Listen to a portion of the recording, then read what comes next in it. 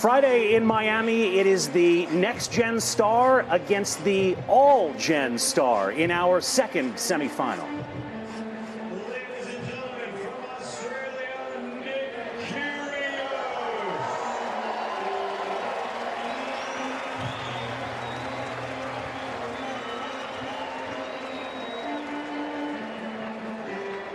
From Switzerland, Roger, 17-1 on the year, already a Grand Slam champion in 2017. It's Roger and Nick for a spot in the Miami final. Roger to serve, far court. The crowd is on fire, and we're underway.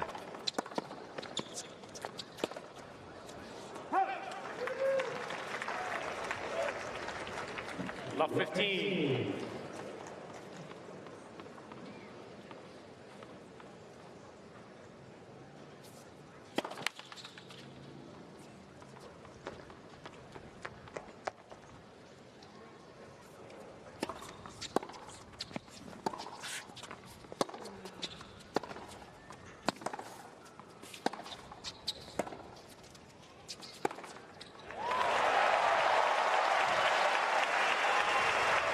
One big adjustment for Nick Kyrgios tonight against Federer is last night Zverev probably gave him an extra 6 to 8 feet in reaction time, because where Zverev hits the first ball from in the back of the court, Federer will not give Kyrgios that time. He'll be up on and inside the baseline.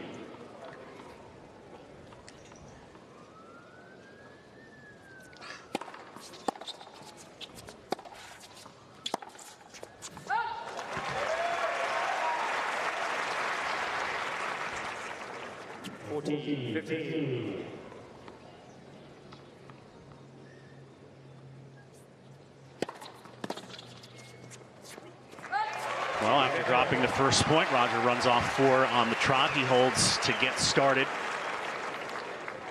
They have met once before. It was in Madrid, 2015. And it was a pretty dramatic match, as you see, where Roger's been hitting his first serve returns. Yeah, and just so much aggression, and look at the variation that he's thrown, which is making it so difficult for the player to figure out where to protect and where to leave open. That variety and the amount of time taken away is problematic.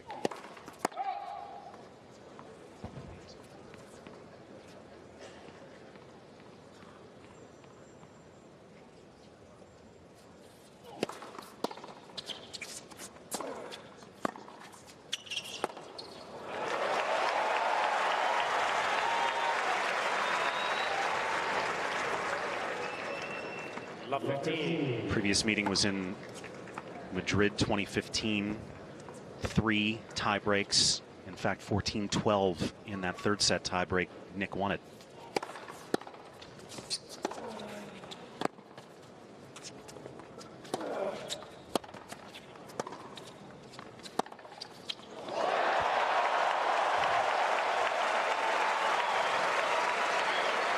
How's that for a first salvo off the backhand wing? Well, if Federer is hitting this one-hander down the line effectively, it just makes it so difficult to defend. Backs you up.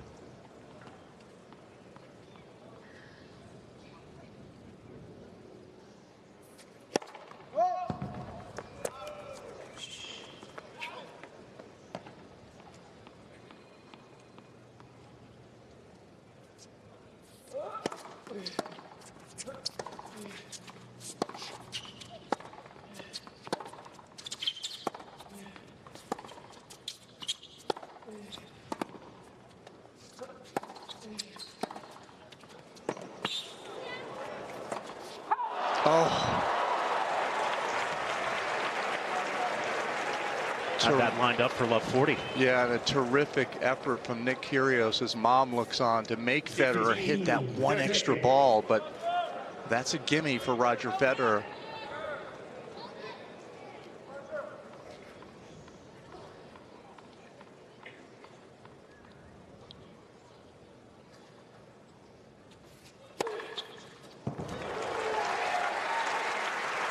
His serve has been electric this week. 30. Just spectacular server, can hit all the targets. That's his least favorite target right there, in a huge moment. 15-30 first game, paints the line.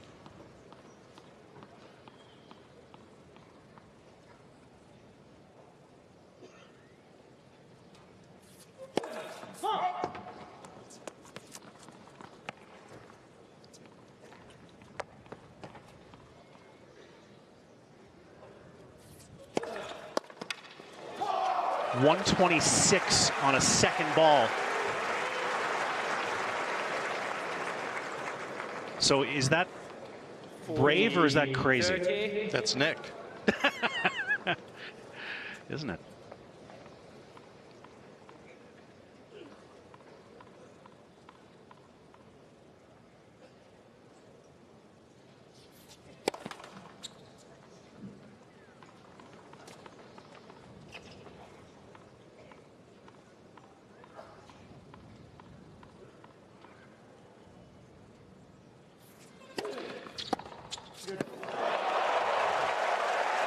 And there's another one of those Federer topspin backhand returns that has been so much improved this year, Brett. Taking that early inside the baseline and ripping it cross court.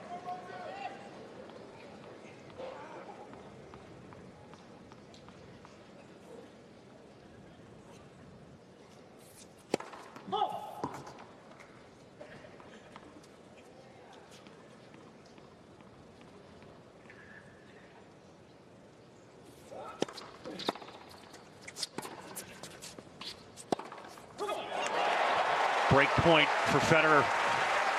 And there again, Federer just taking the time away just from the court position. Look where he is, inside the baseline, deep up the middle. Federer. That sets up the short reply. And you could tell from a couple of vocal come-ons in game 2 from Roger that he's locked in.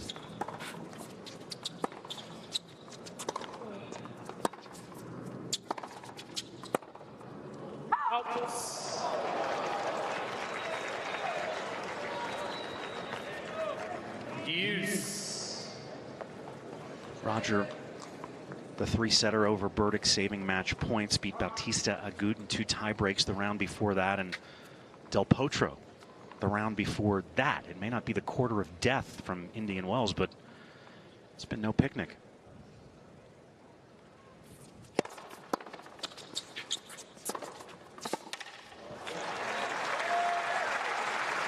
There's the awesome firepower of Nick Kyrgios. Advantage, Kyrgios. 134 up the tee and then stepping inside to hit that flat 2-hander cross court.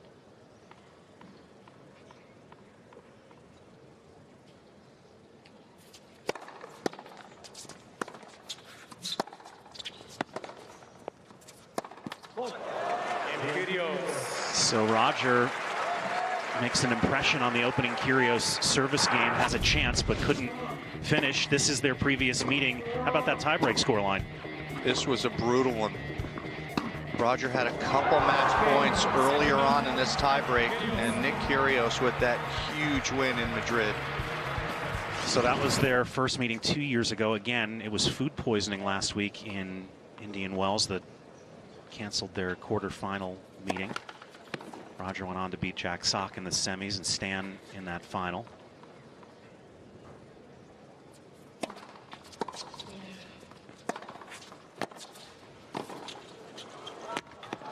How much do you expect Roger to do that today? Often. I just think he has to make sure that he takes the Kyrgios time away. 15 love. Coach Ivan Lubicic has had so much success along with Severin Luti convincing Roger to stay up inside that baseline and come forward. And very difficult to do with the huge power players like Kyrgios. There's a look at Severin Luti. But we saw Roger do it against Del Potro here. He's done it a couple times this year against Burdick. He has to dominate that baseline. 13-15. As we watch Roger fire aces, he did it at key moments last night against Burdick. I mean, these are two elite servers in the sport, but they go about it in different ways, don't they? Very different. Federer, less speed, more disguise. And Kyrgios just absolute missiles to the corners.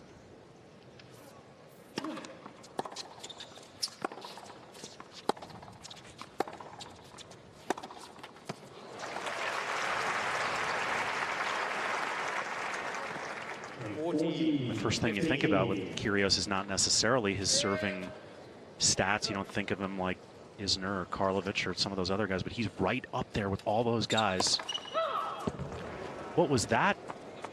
Surprise attack by Nick on the first serve. Second service. That's usually a second serve play if you want to do it, right?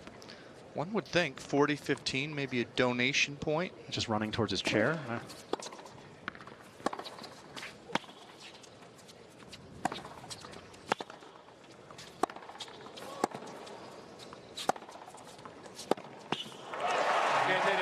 You can hear the crowd gasp in awe every time Roger winds up and connects on one of those backhands. They are excited about what they're watching.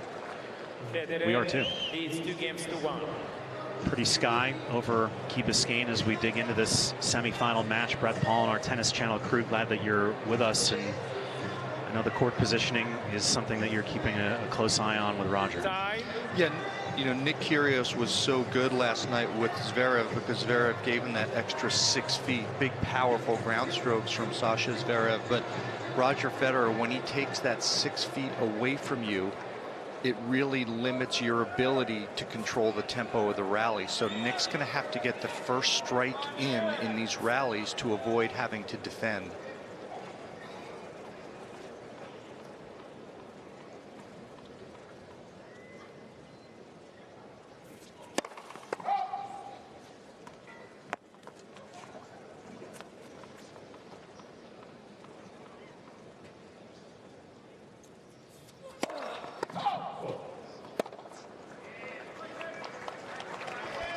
How is Nick in terms of needing time to produce his strokes? Is that why that 6 feet matters to him? Well, he's so talented and has such quick hands. He can adjust very well, but still the weight of shot from Federer and that court position is a double whammy.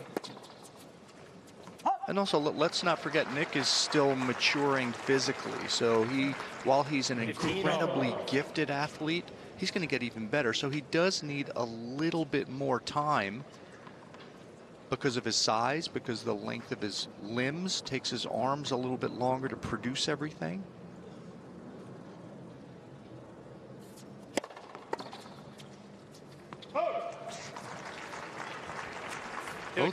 Both guys kind of took a double look at that serve, but Federer did not challenge.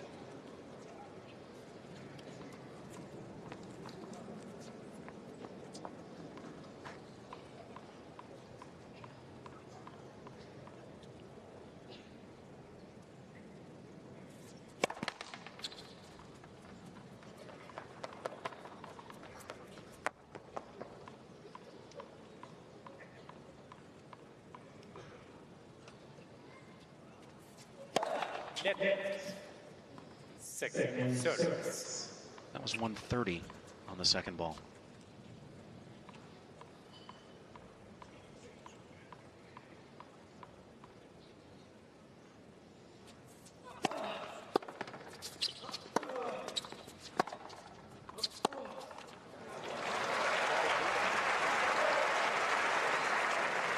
Roger beat Francis Tiafoe in the second round here in Miami, in keeping with his tradition of telling these young guys to get off of his lawn. Roger 52-9 all time against players born in the 90s. Nick is one of the 9.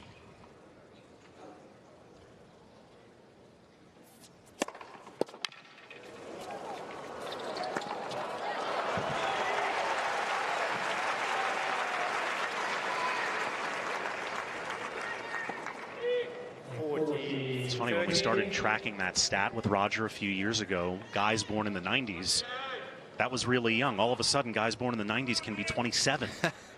Veterans now. They're the veterans on the tour. Right?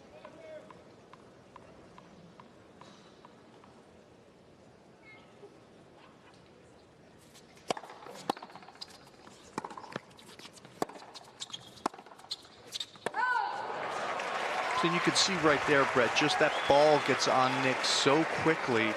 And Nick's backhand is pretty flat, so he doesn't have a lot of margin. So if you can rush it, you're going to get a couple flyers like that one. It's a big if.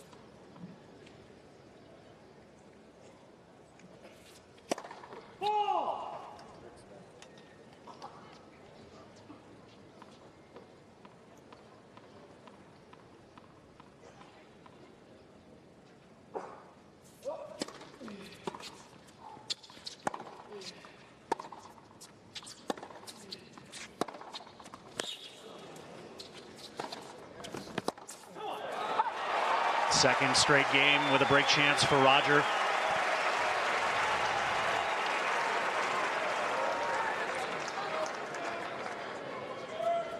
Advantage, Federer.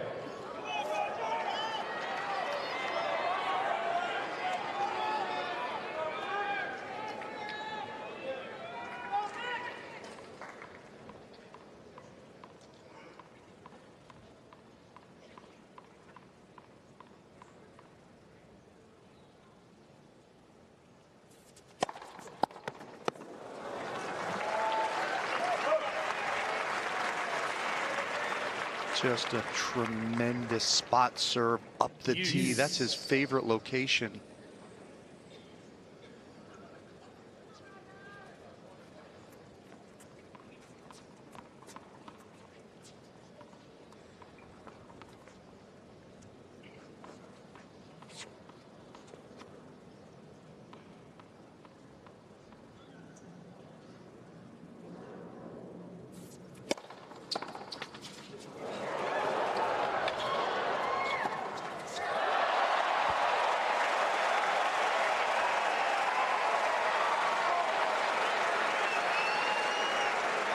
And a little good fortune from this net cord. Federer's return bounces almost dead, but great get from Nick Kyrgios. Another break chance. Net's been a little looser here in Miami this week than it was in the desert.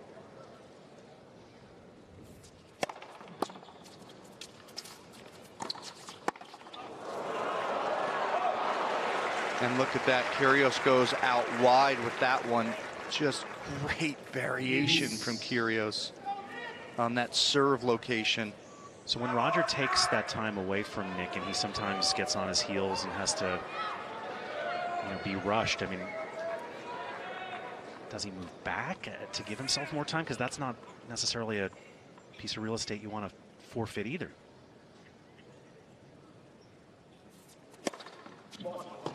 In the service games, it's not as much of a problem, because if Federer can keep doing that against his serve, you just say too good. Because I think it's very difficult. Federer can do it on the second serve, so that's why first serve percentage is huge. But on the return games, Nick Kyrgios has to beat Federer to the punch, has to go after the Federer second serve and go strong down the line in the rally very early to back Federer up.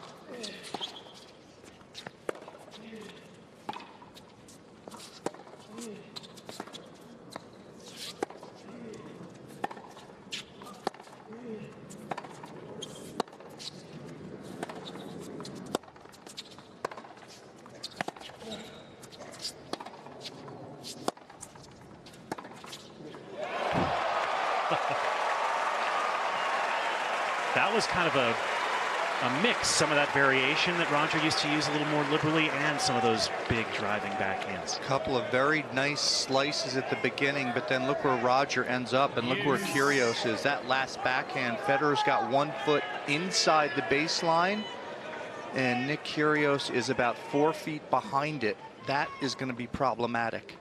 for Nick Kyrgios.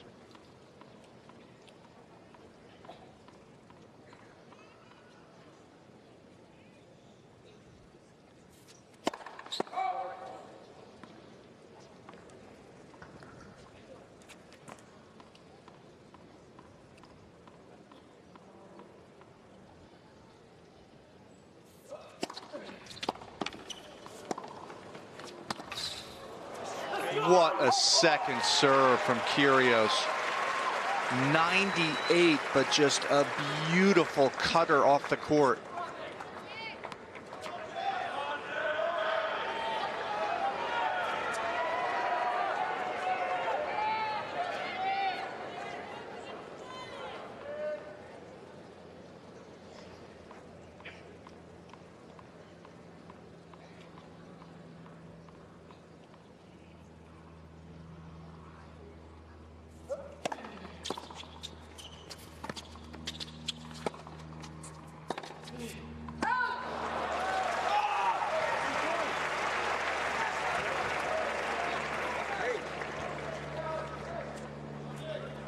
Both of the Kyrgios service games have been struggles.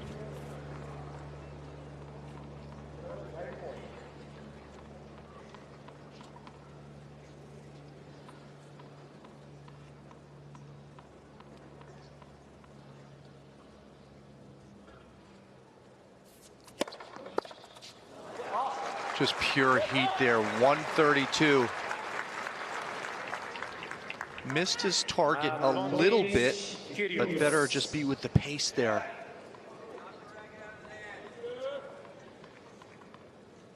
Ten minutes for this Kyrgios service game.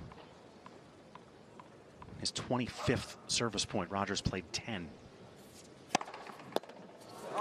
It was worth the effort.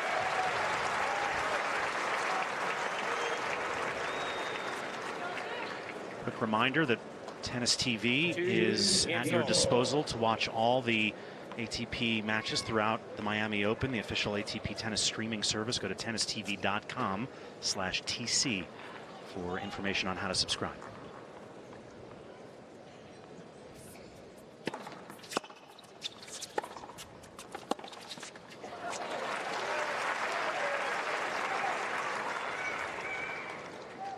So it's 2-all on the scoreline, but you feel the frustration from Kyrgios. That'll draw blood if you're not careful.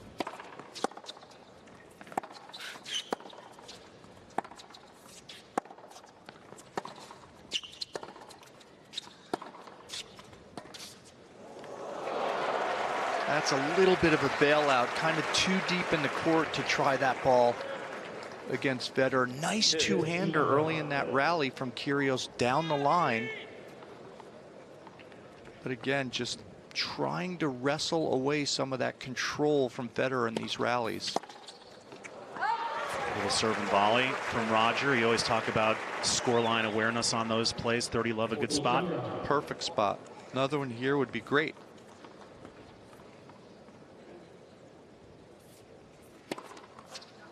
No need. Serve and walk to your chair. So Roger continues to hold with ease. It's been an effort for Kyrgios so far, but no breaks through 5 games. It's been such a tidy service week for Nick Kyrgios. Part of why it's so jarring to see him struggle in his first 2 service games today. Yesterday against Zverev, despite it being a long 3-set match. He didn't face a break point. He faced 2 against Goffin, 1 against Karlovic, and just heard Molayani admonish Nick to get up and maybe finish doing that on the way to the baseline. And we've been watching that clock, and Nick's been taking a while. And normally Nick's a really quick player. So this week, I think he's just slowed down a bit. What a beautiful shot that is. Real estate available. Sometimes in the past, it seems like Nick's been up there. But he's, you know, you pointed it out on TC Live this week. He's been much more buttoned up mentally, emotionally last little while.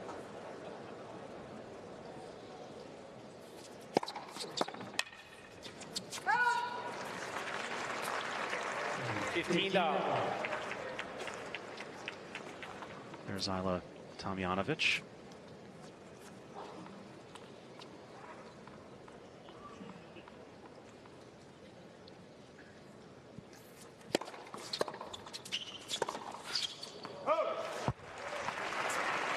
Sebastian Grosjean sitting 2 seats away.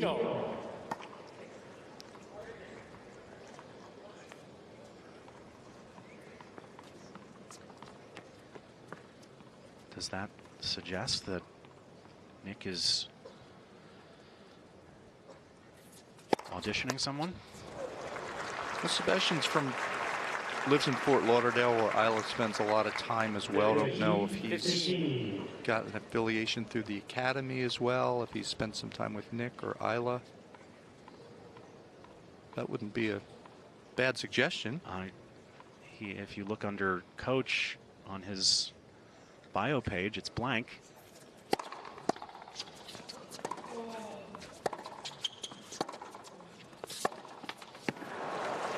How much do you think getting the right voice in his ear would help him increase his evolution even more?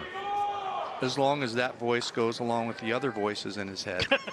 It's crowded up there. And I mean that with all kidding aside, Nick has to drive it. It's got to be about what Nick believes and buys into. Then you can name a coach, not the other way.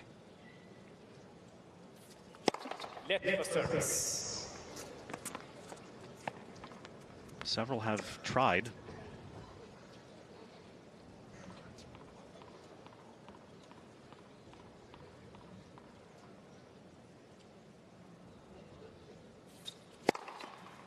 That's just awesome. 132 up the tee, and after 3 service games each, 30 points served by Nick Kyrgios and 14 by Federer. Yeah. Nick has been getting some help lately on and off from his now Davis Cup captain, Leighton Hewitt. They've developed a good rapport.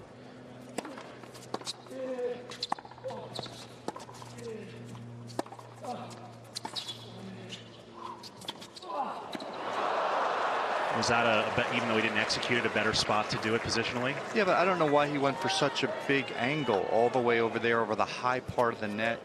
Covers the most court, gives your opponent more time to react. Could have gone right up the middle or right in front of him.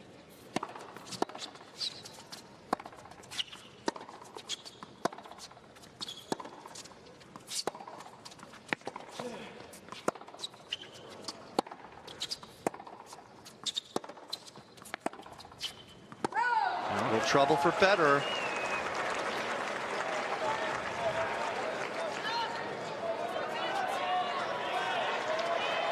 This is why it is so tough to play big servers. Love 30.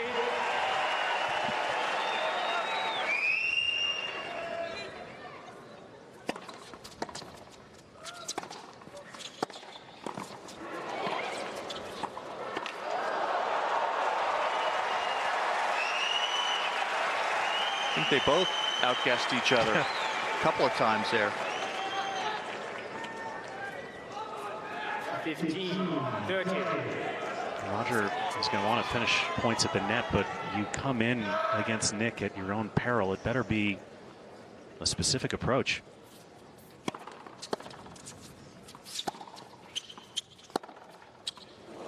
There's that beautiful two-hander down the line. And the first 2 break points of the match for Kyrgios after he had to fend off break points in his first 2 service games.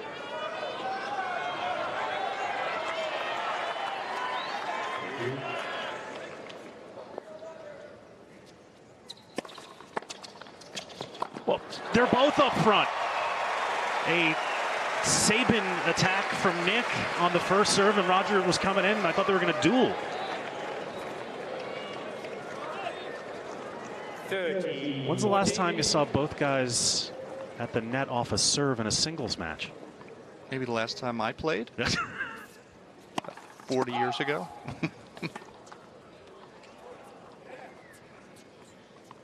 Great chance here. Second serve for Kyrgios, break point. And he converts it, stepping way inside the court, and he's fired up. This time it's Nick taking the time away from Roger, and the young Aussie draws first blood. 32 minutes in, it's Kyrgios by a break at the first ball change. Roger was serving so efficiently. What happened? You know, this is the challenge with great servers, is they put pressure on you. Roger made one bad shot selection choice, the first point drop shot. Then Kyrgios plays a good point, then you're in a hole. That's a huge amount of pressure against a great server.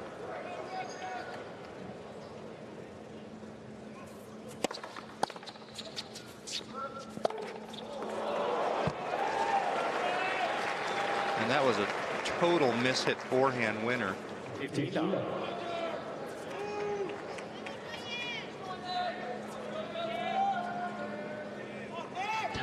It's a great look at it.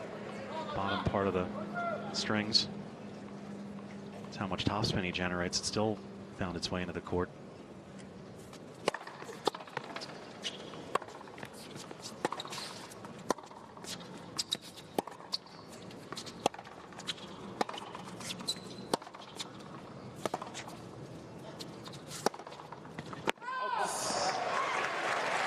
Here, Roger, is there an adjustment to be made here, or was that just one service game that got away? No adjustment, just concentration. 15. You know, first couple points, whenever you play a big server, you have to concentrate even more on your serve the first 2 points. Always have to get that lead.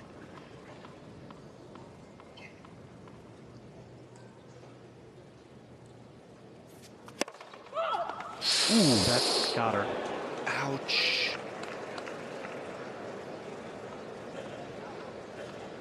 She's tough.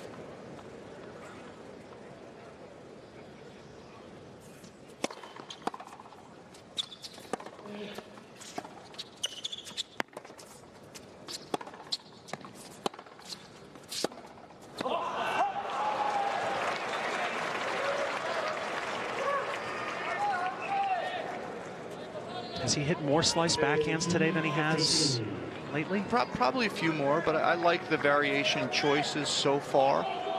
And once again there, he got control of that rally, just mishit the forehand.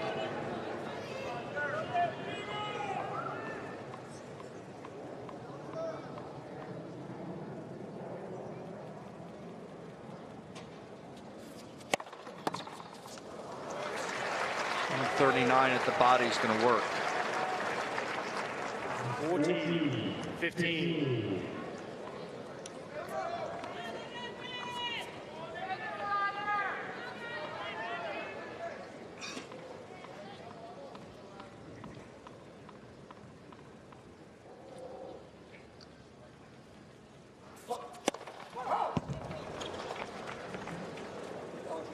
Mr. Kyrgios change the court. Service line, ball is called out.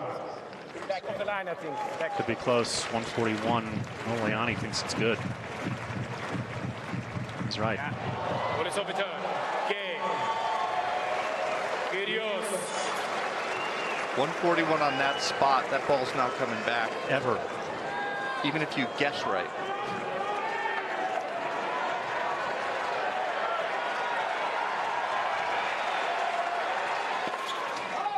Well, that's the risk you run if you're going to do that.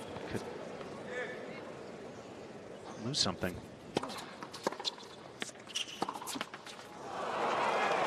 Is that sort of an in-your-face to Rogers saber, or I mean? No, I think it's don't expect anything, because anything's possible, and I actually like it.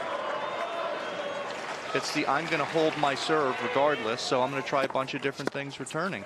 I mean, is that the impetus behind when Roger invented that 2 years ago, or? No, I think for Roger it was more about pressuring the second serve so that he could get himself up to the net.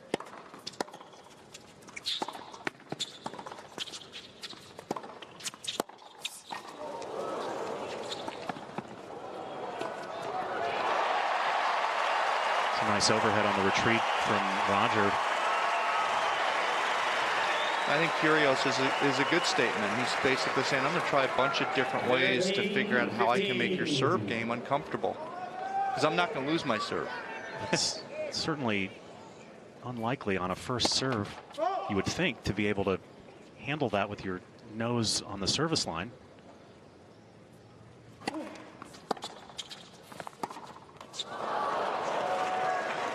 decel on that backhand there. 30 all.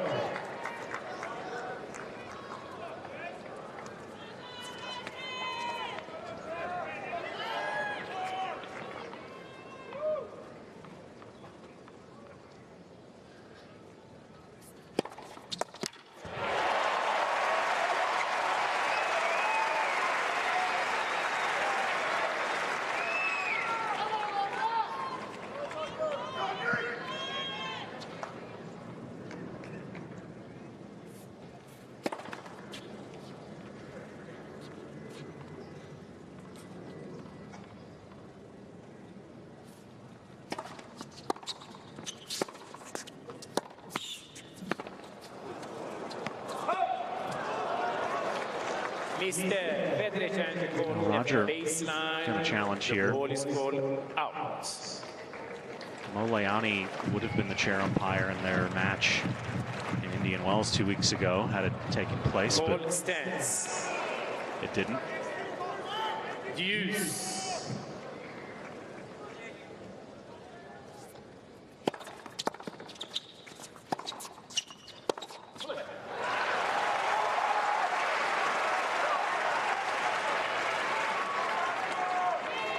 Advantage, Federer.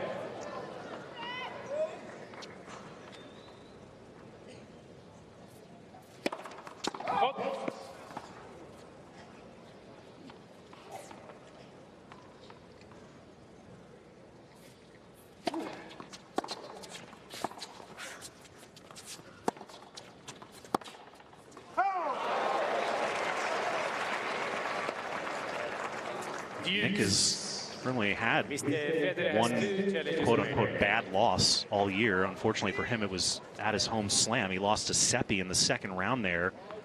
10-8 in the fifth, up 2 sets to love, held match points. Other than that, he's gone deep every week. Semis Marseille, semis Acapulco, and quarters with a medical withdrawal last week.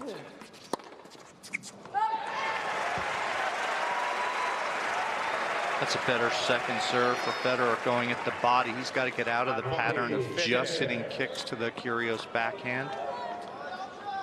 Mirka next to Ljubicic.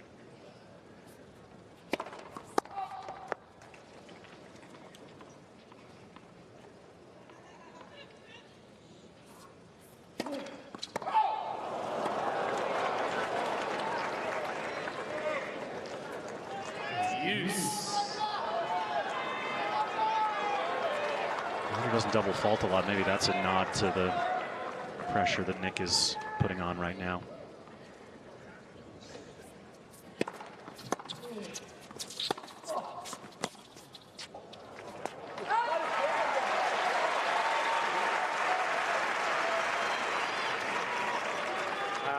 Federer.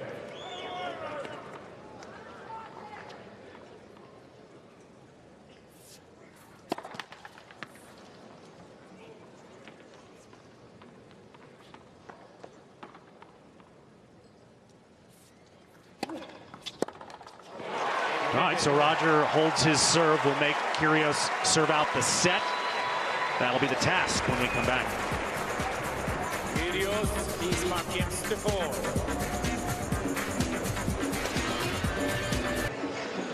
To look across the bay towards the Miami skyline just after dusk. Pretty backdrop here, just accentuates the great tennis taking place on the key. Kyrgios 5-4, up a break, serving for the set.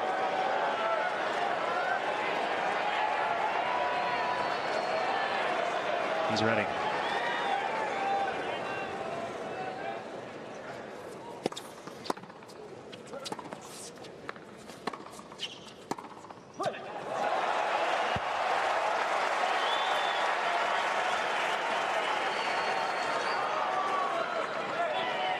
love 15.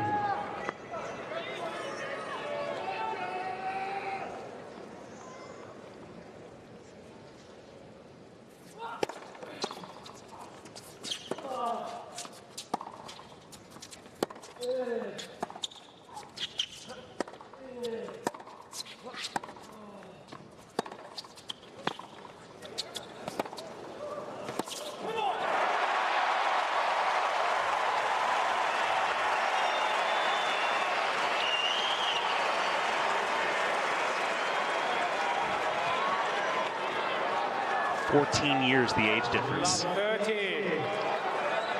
They say Father Time is undefeated. Roger's working him to a draw right now.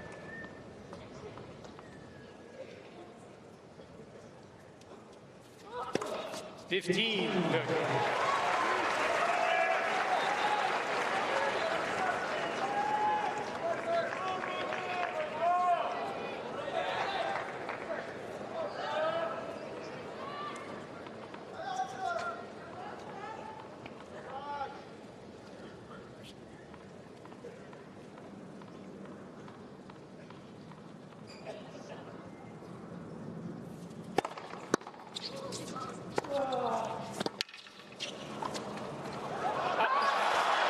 .138 on the serve. Roger had the answer. The volley's wide, and that racket might be toast.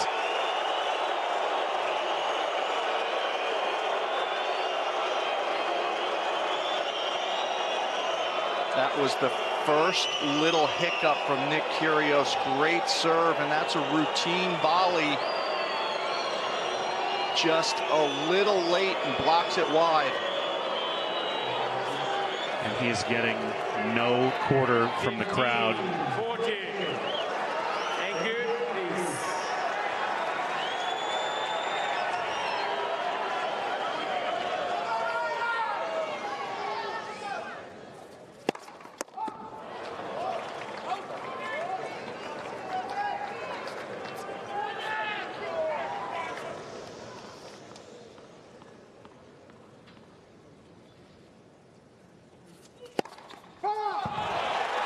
You live by the sword, you die by the sword when you hit a second serve, 139.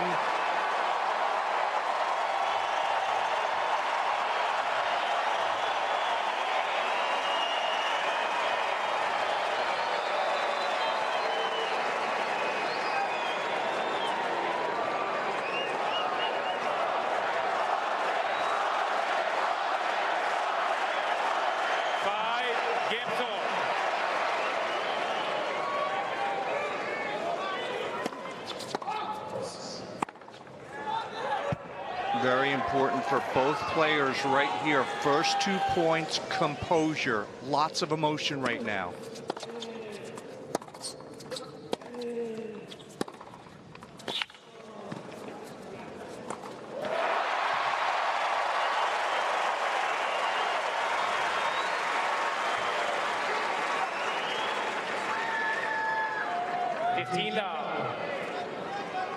The energy in this place is breaking the needle right now.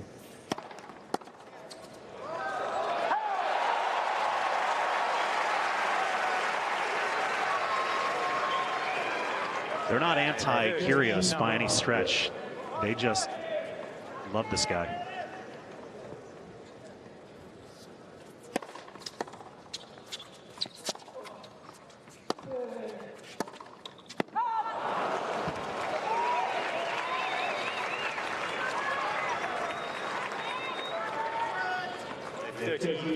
Gotta remember, this is still just Roger's 4th tournament after the 6-month layoff. I think he admits to having surprised even himself by his form in Australia.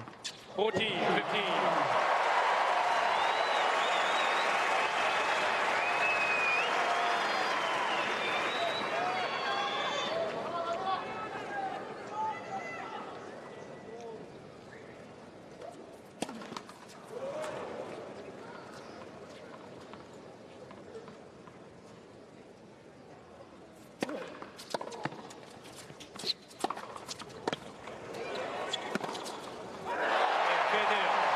from a breakdown with Kyrgios serving for the set. It's now Federer 6-5 up.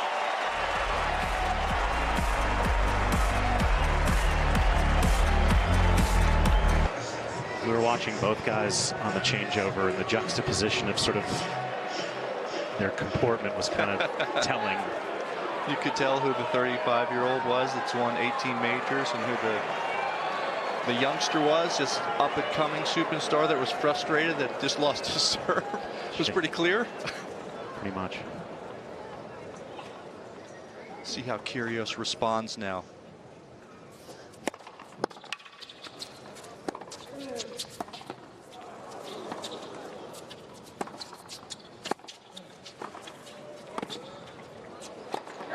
Boy, that is pretty tennis. Everything about it, from the return of the 135-mile-an-hour serve, the knifing slice on the second shot, the drive forehand there, and then the volley. It's a little bit of everything.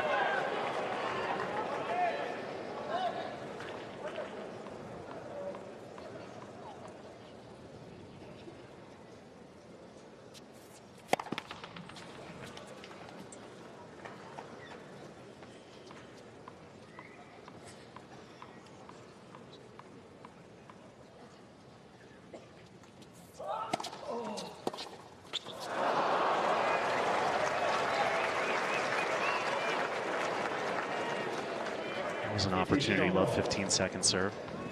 A huge opportunity for Federer, and I love that Kyrgios went with the slow one with lots of spin. That totally threw the timing off of Roger Federer. That was a mishit chip.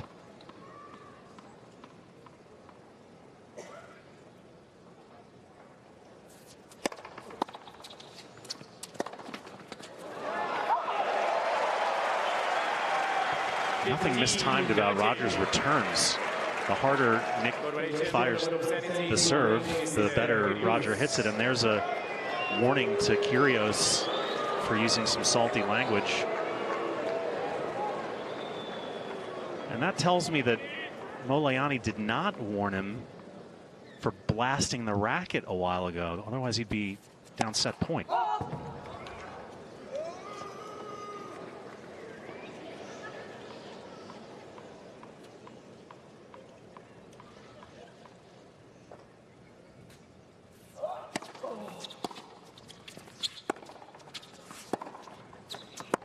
Oh, very smart play from Nick Kyrgios. Nice kick serve again, and the deep ball to the Federer backhand. Couple mistakes here from Roger Federer. That's what I love about Kyrgios' serve. He'll pull back and throw in a kicker. Then it'll be 7-all on a breaker, and he'll go 135 on the second serve. Good luck trying to figure out why.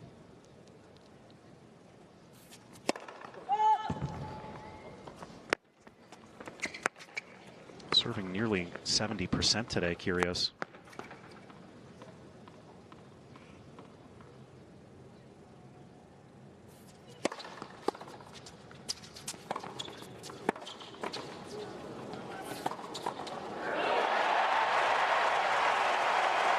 Break point, set point, Federer.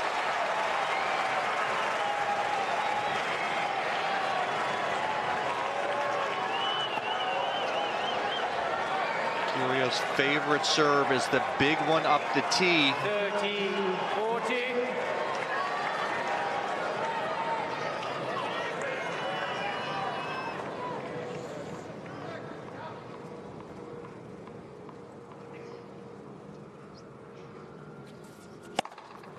Awesome, just awesome. Second time on break point he's gone out wide on that first serve.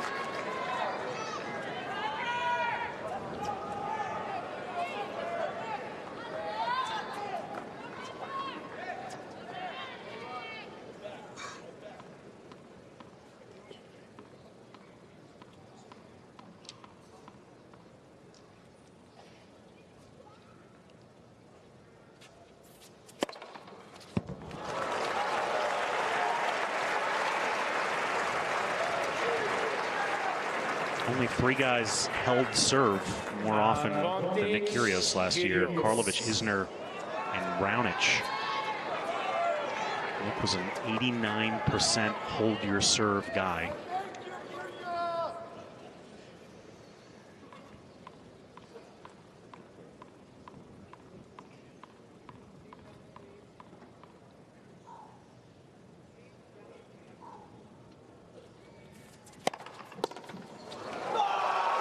Wow, from breakpoint down, that was some serving.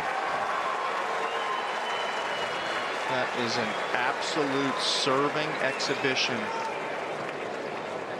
Well, these two have played 4 sets against each other. 141 on that last one. And all 4 have gone to tiebreaks.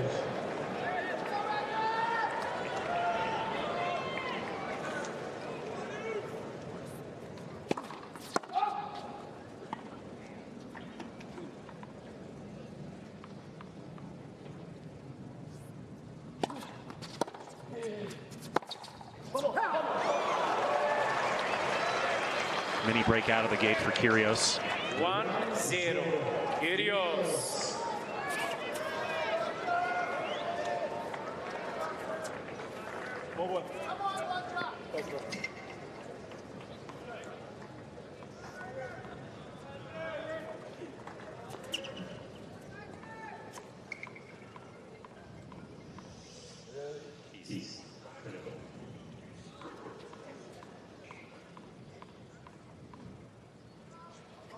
Please turn off the radio.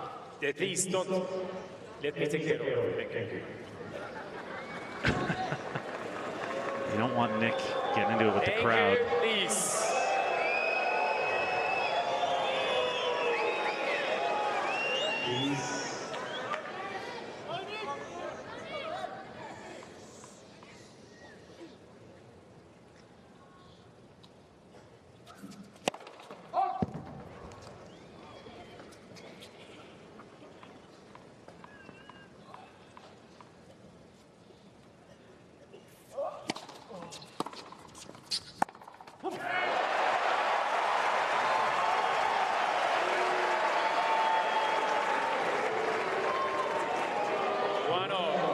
So two-way radio was going off while Nick was getting ready to serve. And Please show good sportsmanship to both players. Thank you. Please. Thank you.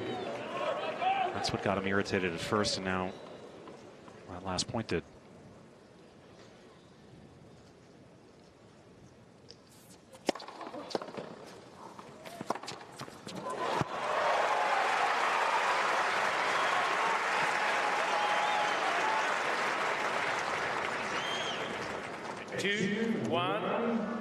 Kyrgios.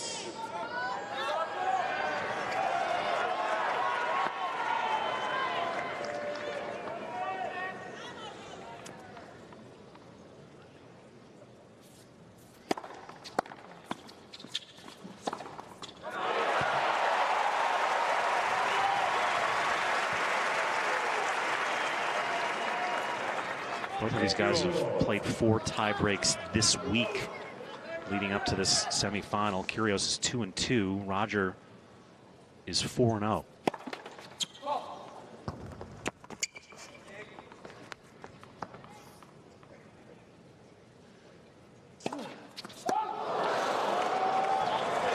Second double for Roger against 4 aces.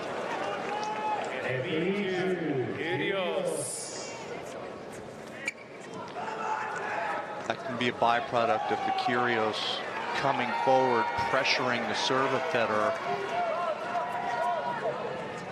Just a little bit of doubt creeps into the mind.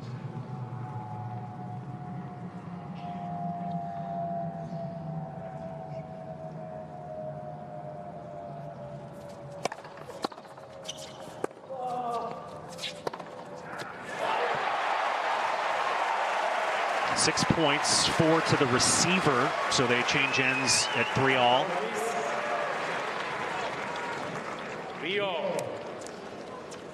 Roger, 11 years removed from the second of his 2 titles in Miami.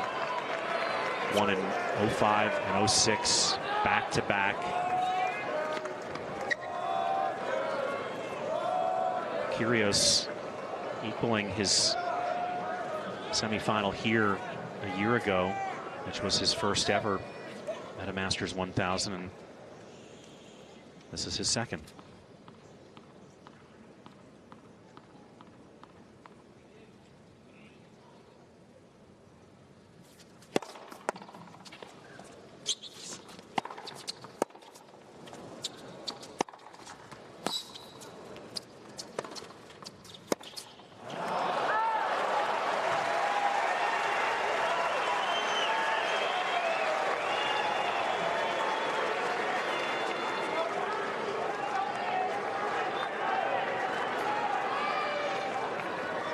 Please.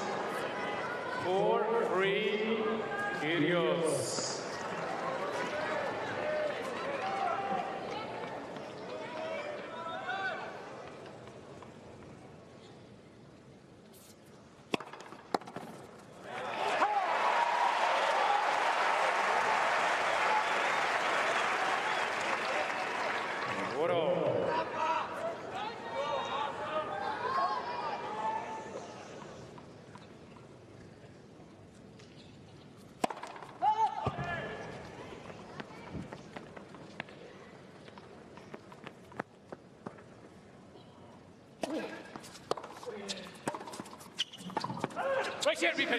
That is an overrule from Mo Leoni, called out by the linesman, called in by Mo. Kyrgios will challenge.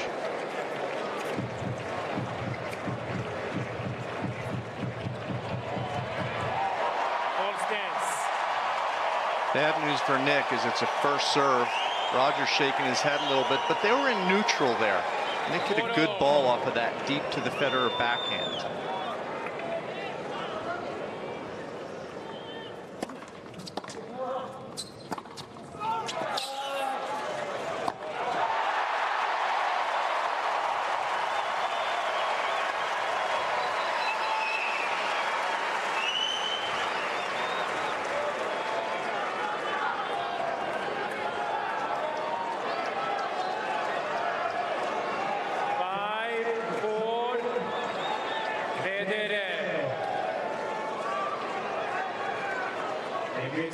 Thank you.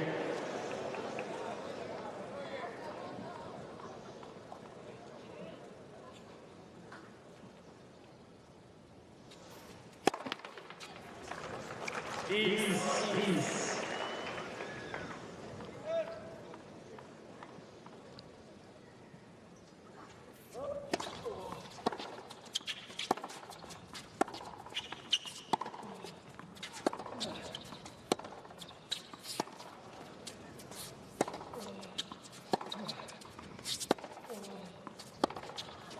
Beautiful play from Kyrgios there, just making sure he's getting the ball over to the Federer backhand and some varied height to the Federer backhand. You see the MPHs on that last kick serve. You like that play from Nick as well? He's done it 3 or 4 times in the last 2 service games, and he's won every point.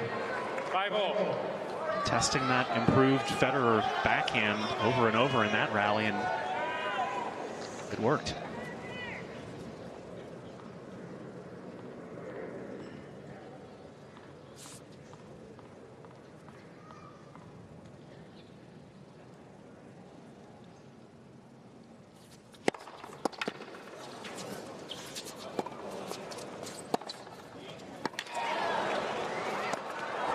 That is ridiculous.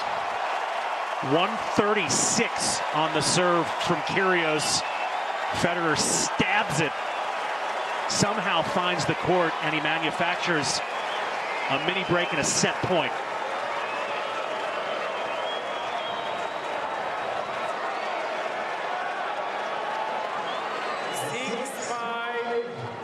Federer.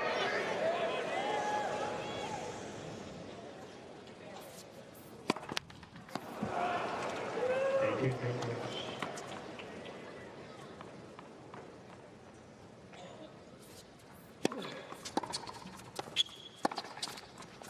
Oh.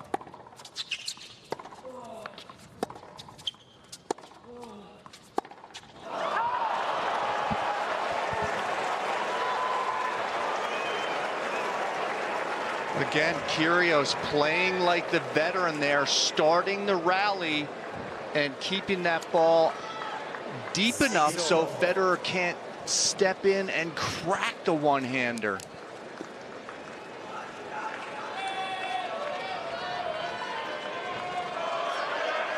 I thought it would be closer. Just some beautiful, subtle adjustments by both of these guys.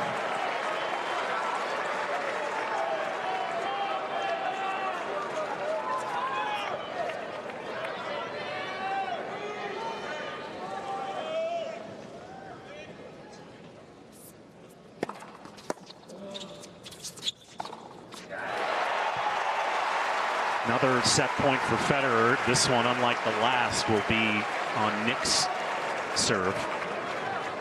This will be the 99th point of the match. 7-6. Federer.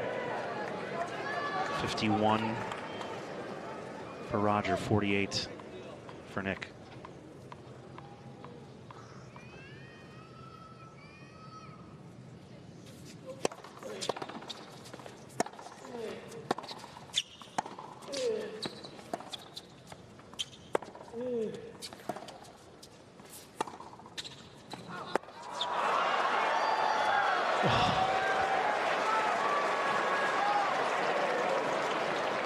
What was he saying? He Someone heard? called out in the middle of the... It's funny. Ladies and gentlemen, please don't make any call during the rally. Let the linesman take care of it. Thank you. It's not funny, but it's ironic. People say that out of wishful thinking. They want the ball to be out for Roger's sake. Not helpful.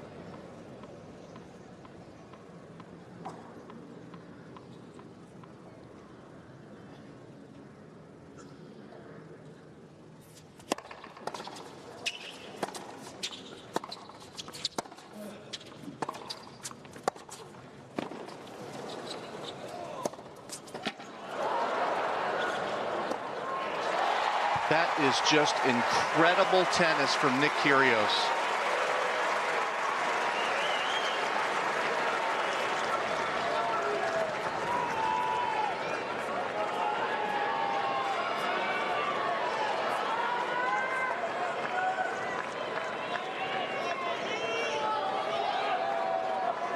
Eight, 7, Kyrgios.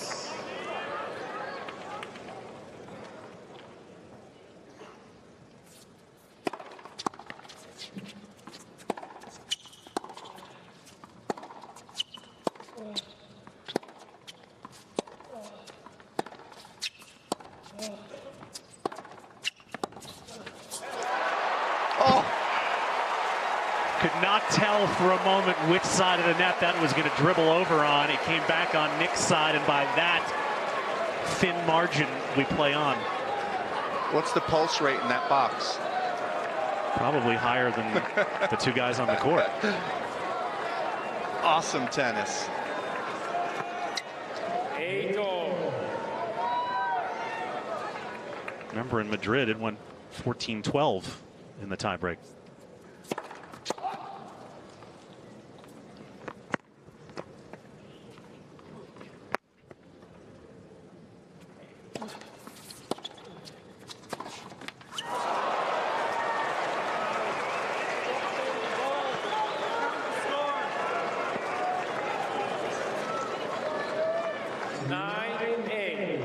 Kyrgios.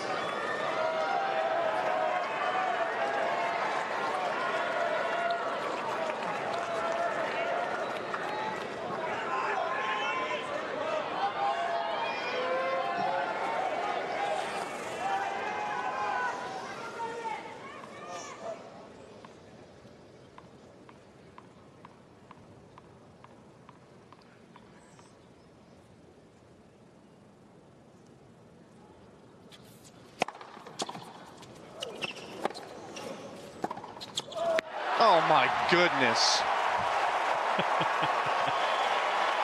Welcome to the magic show. These guys have been ridiculous in the tiebreaker.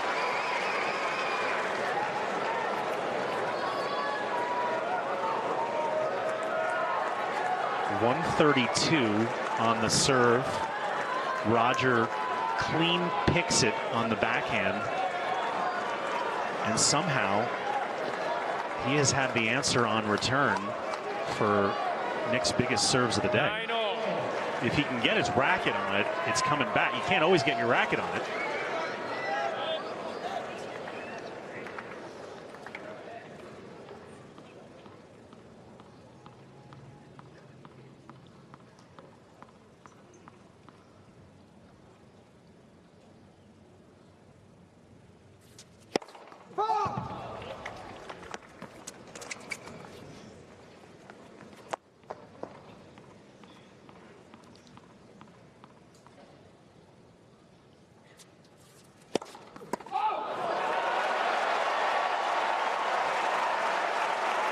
Third double for Kyrgios, and another set point on serve for Roger.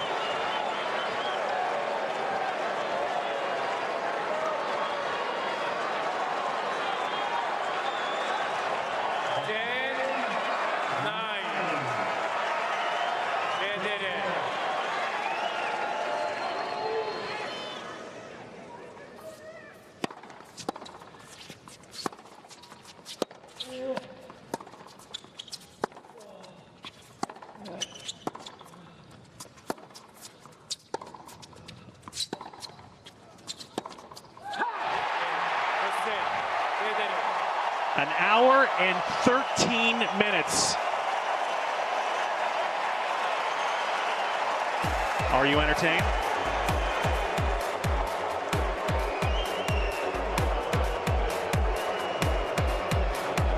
I mean, that was just spectacular tennis from both of these guys. Nick Kyrgios showing some tremendous variety, slowing up that second serve, hitting some high kicks, keeping Roger in that backhand corner with some high balls over there, not just going pace. And Federer had to make some subtle adjustments, and that racket probably won't be able to adjust. I'd be interested to see if Molayani dings him up for that, because he didn't earlier when he smashed his racket. He's already gotten the warning for language, but he's serving from the deuce court, so I guess not.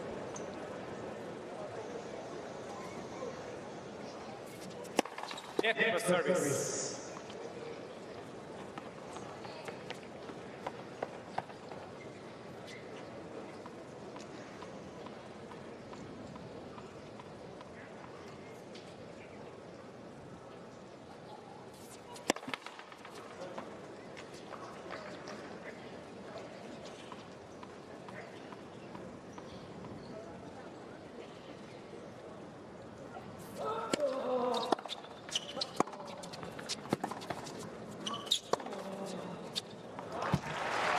Paul, this is where the Kyrgios circa 6 to 12 months ago might have emotionally folded. I don't think we expect that from him today. No, and I don't think against one of the top players. I think he loses that set to a lesser player. That's where the mumble tank starts, and that's where he could start to get really down. I think against the top guys, he rises to this occasion. When there's less expectation and more to gain, he can release some of the pressure off himself and just play, even when he loses a heartbreaking set like that.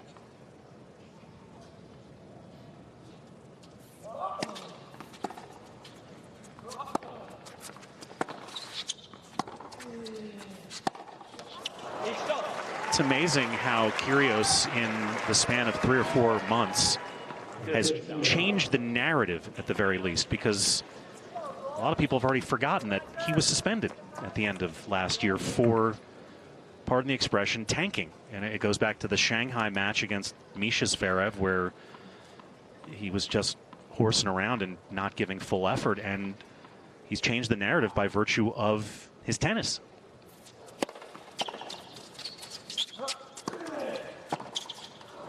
And that's full credit to Nick.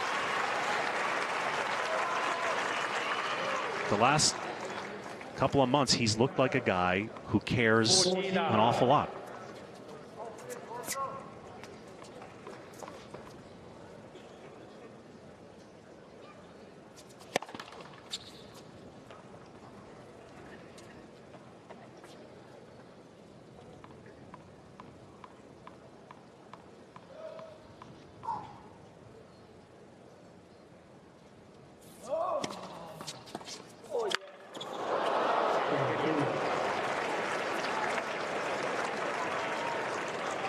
Strong start for Kyrgios. Take a look at Roger's history when he started the year this well. He's 17-1 right now. Those 3 years in yellow at the top of the graphic, those are all the other years he started 17 or 1 or better. And look at what he's done those years. And the big, I guess, catch at the bottom is #1 year end in each of those years, Brett. And I'm just hoping he's not going to have a match count of those numbers this year. 80, 85, and 96 respectively. That is a lot of matches, and I believe we'll see a much more trimmed down schedule from Roger Federer this year. Well, the last handful of years, and obviously you can't count last year when he only played 7 matches in half the year. Like a full season for Roger has been 16 or 17 tournaments, and that always includes the year-end championships. It usually includes Halle. It usually includes Basel, some of the smaller 250s and 500s where he's made a habit of playing.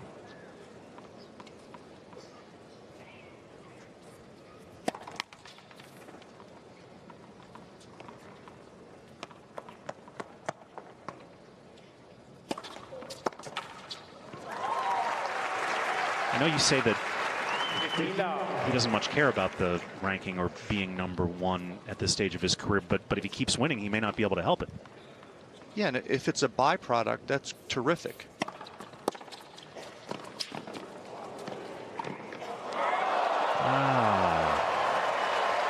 How do you feel about that? I think it's fine. I mean, if I'm coaching him I'm not thrilled, but Nick's got to do this to have his fun. And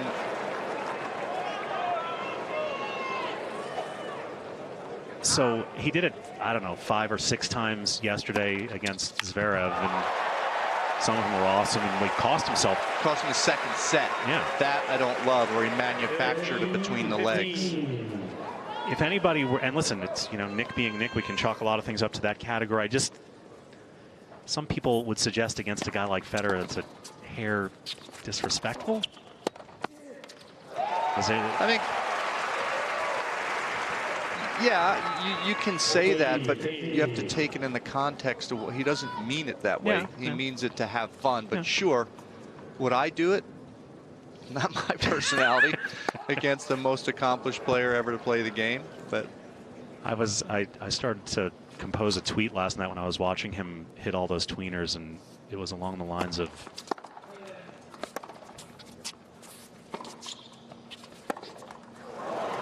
tweeners are for show, run around forehands are for, and then I stopped myself and I said, screw it. Nick Kyrgios is fun to watch.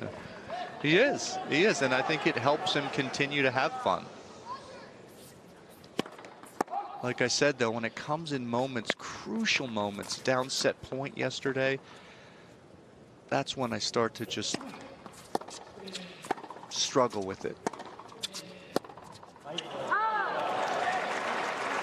Well, he's worked himself to deuce on the opening Federer service game of this set.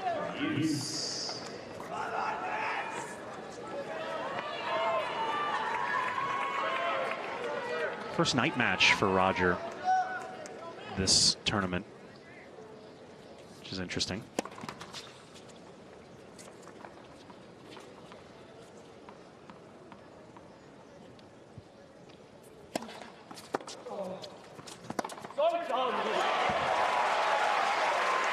Does that change the dynamics? And whose favor would that be? I'm just surprised from a tournament point of view that he didn't play any at night. Yeah.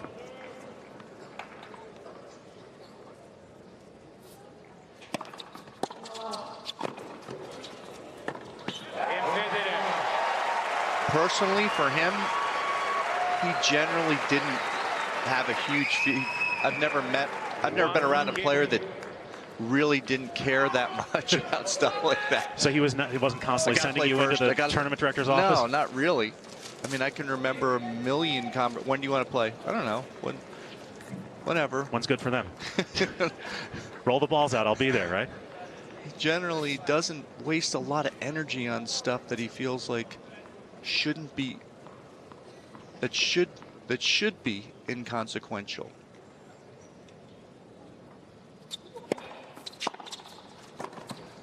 Beautiful play. Maybe the ball cuts through the air a little bit more in the day session. Day a little quicker. Harder to control probably during the day. Easier to have a more controlled environment at night. I'm sure he appreciates the extra couple hours of rest after the long match yesterday.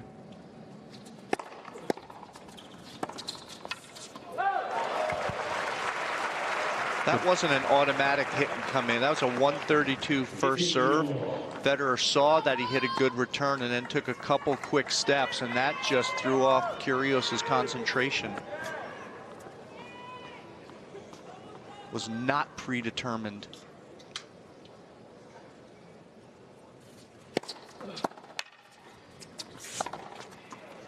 That's a terrific 1-2 punch from Nick Kyrgios. 13-15.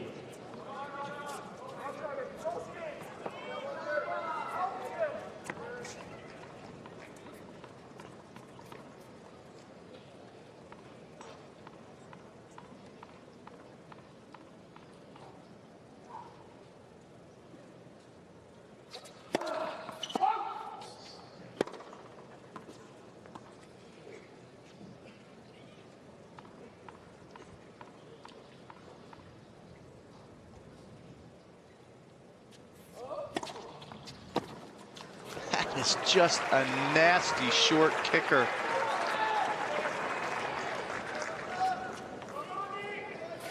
.83 short out wide.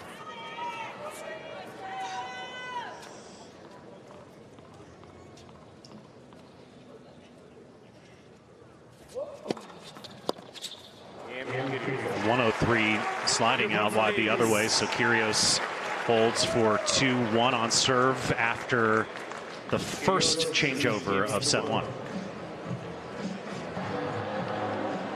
Oh, the kiss cam never fails to light up the crowd. Time. And at nighttime, after, you know, maybe a couple beverages. They always pick two people, right, who didn't come to the match together. Okay.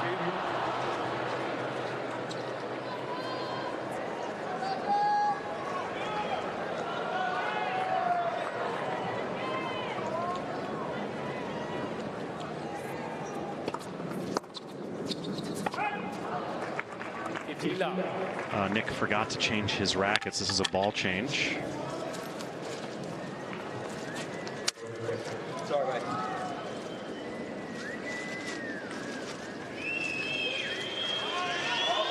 No malintent, guys. No malintent. Oh, Mirka's going to give it a whistle. Thank you.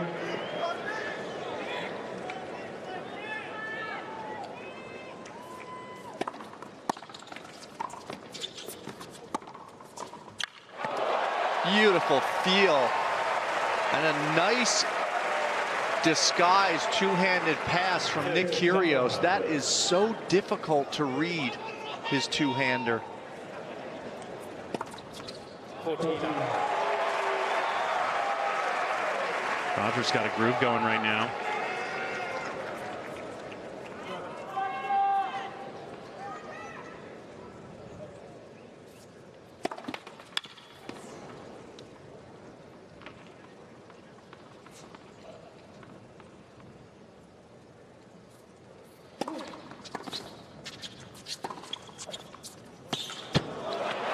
Jumping off the court on his cross-court backhand, 2-all, quick hold for Roger. Quick reminder that you can subscribe to Tennis TV to watch this match and all the ATP matches from here in Miami and beyond, the official ATP tennis streaming service.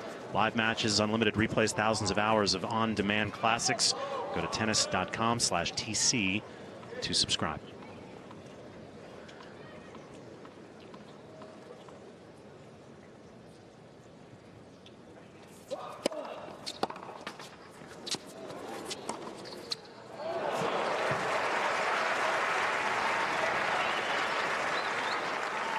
15 love.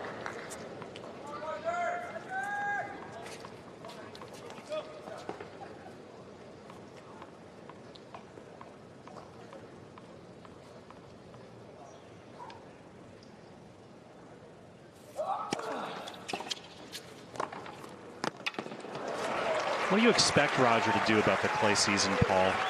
Here he is going deep in Indian Wells and Miami. Is he going to play a little, play none, play full? My suggestion would be an abbreviated version.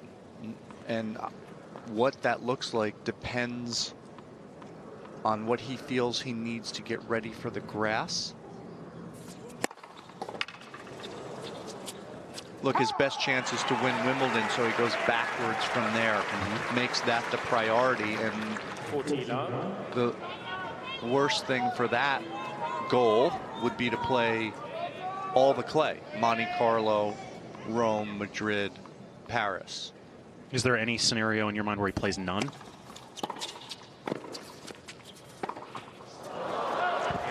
I don't think so. I think he'll play. I'd be shocked if he doesn't play something. Playing an awful lot on these hard courts. Kyrgios holds 3-2.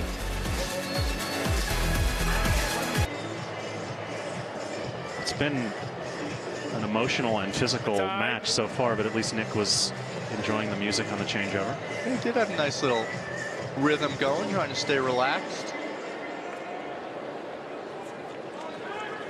Like I said, I think he loves these matches. He loves the matches with the greats in these big stages. It's ironic, his court at the Australian Open has become Hisense. It's actually now the third court because Margaret Court Arena has surpassed it. And he requests all of his matches be out there. And, you know, maybe they can swing him a break in the first round, the second round. But, I mean, he's too big a draw anymore.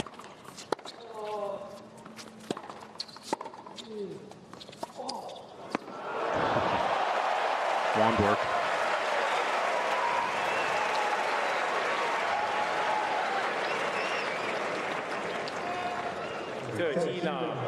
What you have to realize is this court position, 1 foot inside the baseline, and all the power play, that opens up the drop shot. That's the other beauty of all the time that he's taking away by where he stands. It creates options.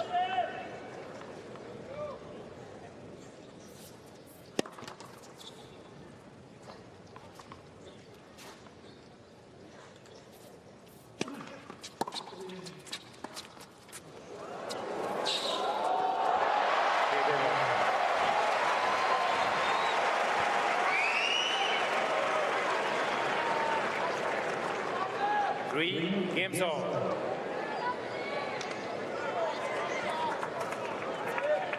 Roger continues to hold efficiently. He's played 63 service points. Nick has played 73.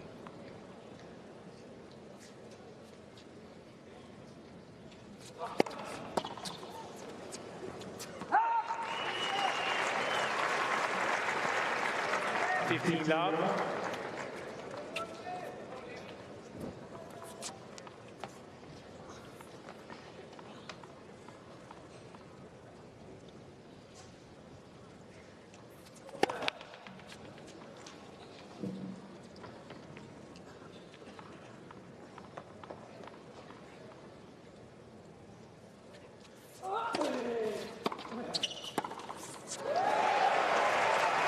And that's only the second point Federer has won returning this set.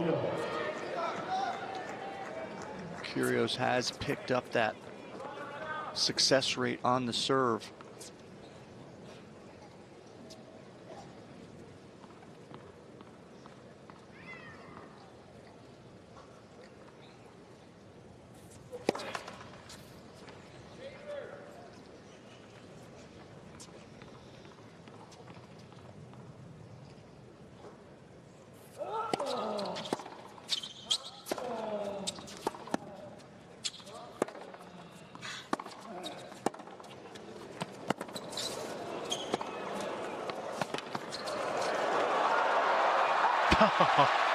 Which one's the 35-year-old again? I mean, just magic wand work from both of these guys. Kyrgios with two spectacular ones, including the two-handed approach. This ball right there, look at that. And then Roger on the dead run. Nick comes forward. Look at this knifing little chip cross court. You just can't teach stuff like that from either side of the net. Ran nearly 50 meters in that point.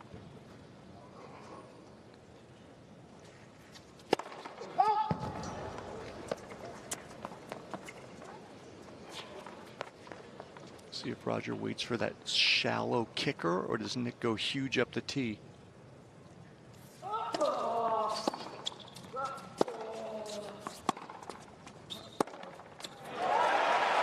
This will give Roger break points.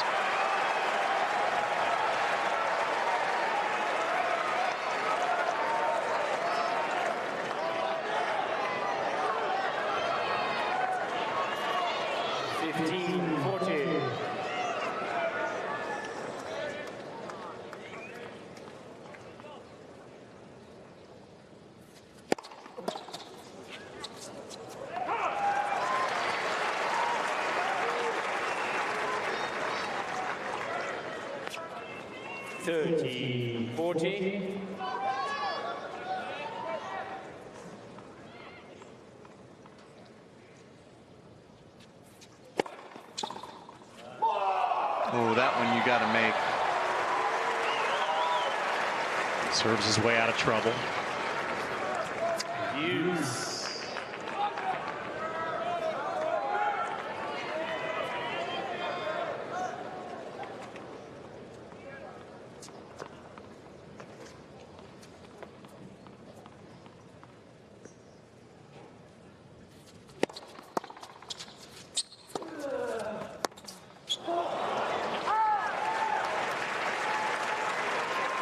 Two break points, 10 seconds later, game point. That is the frustration against such a magnificent server like Nick Kyrgios.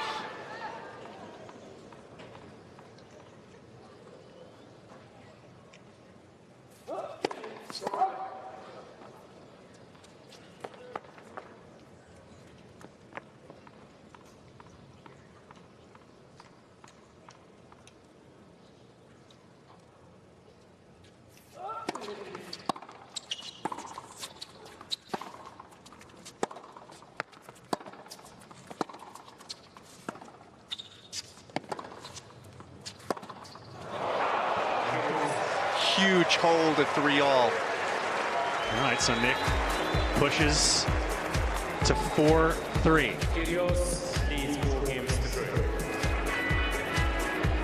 On serve set number 2, Nick Kyrgios has served so cleanly this week.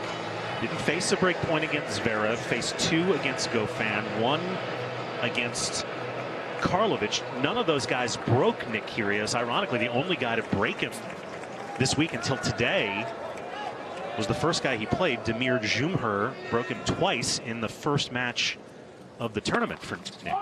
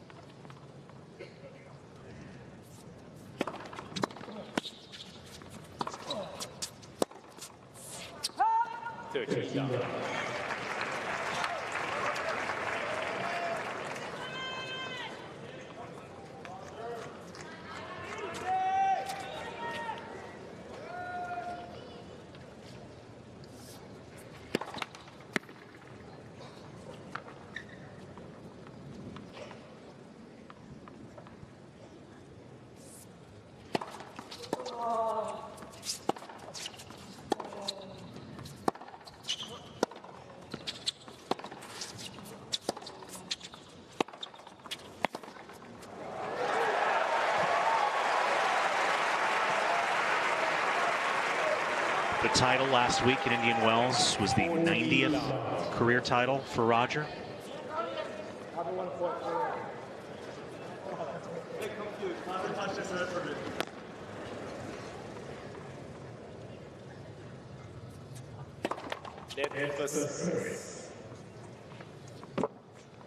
Only Connors and Lendl have more, and Roger's now 4 shy of Lendl.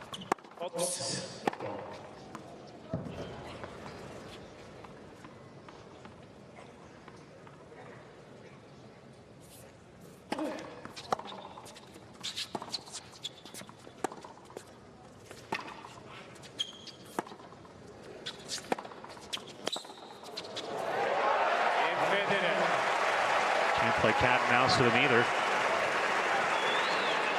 So 90 overall titles for Roger in the Masters 1000 category. That was his 25th.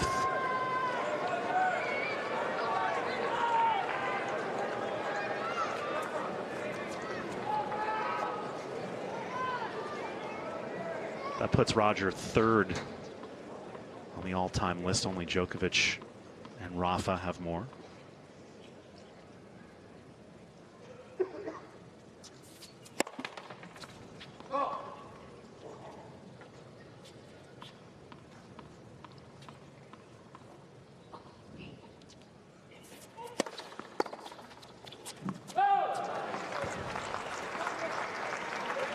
Three behind Rafa, 5 behind Novak.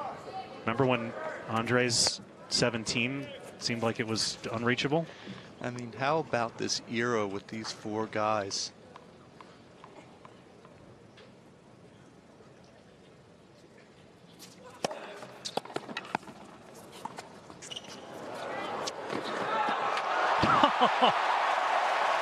Did you see the look from Nick?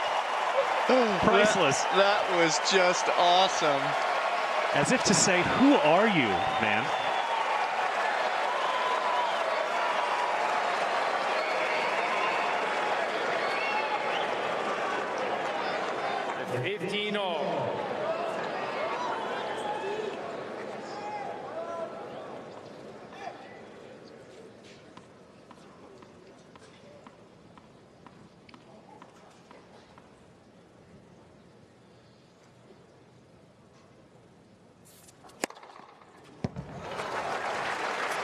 The 8th ace that Nick's hit. 30, First of the set.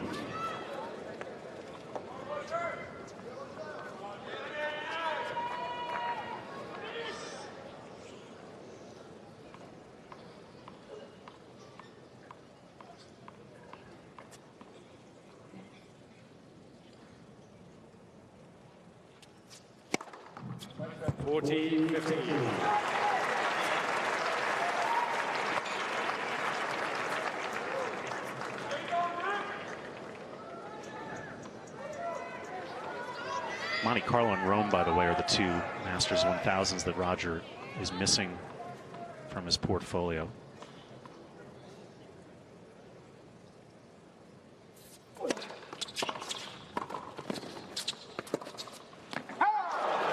So the hold for Nick to 5-4. Fist pumps himself a little bit of energy, but about 90 seconds ago, it was a look of disbelief as Roger came up with the long run and then gave him the long look.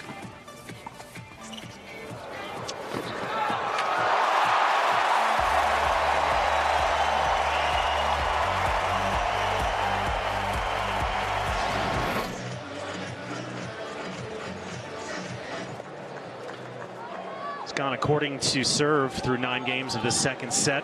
Glad you're with us. Hope you're enjoying what's been some pretty high-level tennis. Brett Haber, Paul Anacone, our Tennis Channel crew.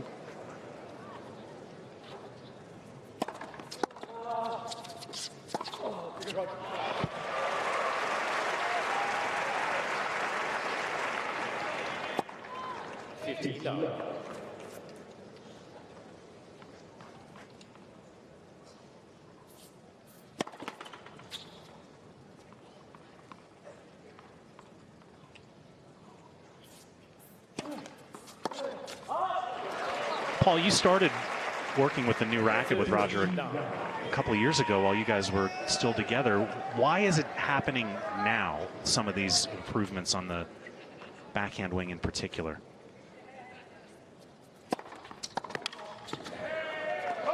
Well, we've talked a lot about the racket size. I like the footwork and court positioning as being the major factor to allow it to work. He's been more resolute about staying up on that baseline and trying to go after the backhand. When you have a clear, committed idea of how you want to hit it, and you just keep doing it, it's going to get better much quicker than if you're indecisive. And there has been very little ambiguity about what he's trying to do with his backhand this year. And he'll never let us in on how much pain his back was causing him around 2013, 2014. But even though the 6-month break he got was not something he would have wished for with the knee surgery, it's hard to argue against the benefit that the break didn't. And that return off 138 long makes you go, wow.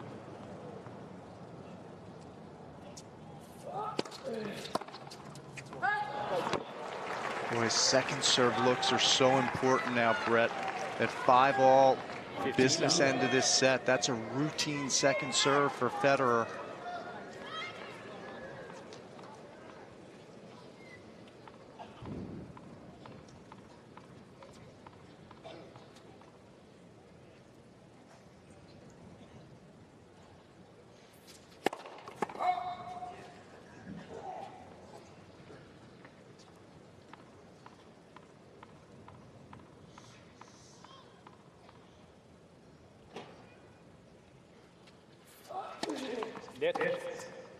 Second service.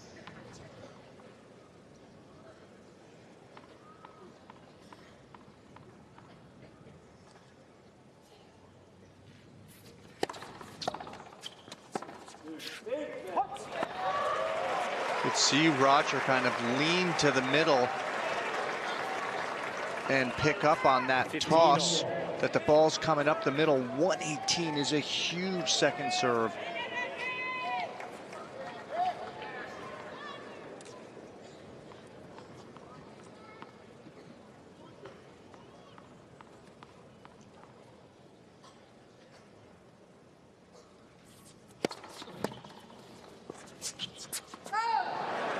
Coaxing it over the baseline. No shortage of theatrics from Nick. He's definitely cleaned up his second serve in this second set. He won less than half his second serve points. In fact, only 39% of his second serve points in the first set, up to 64% here in the second.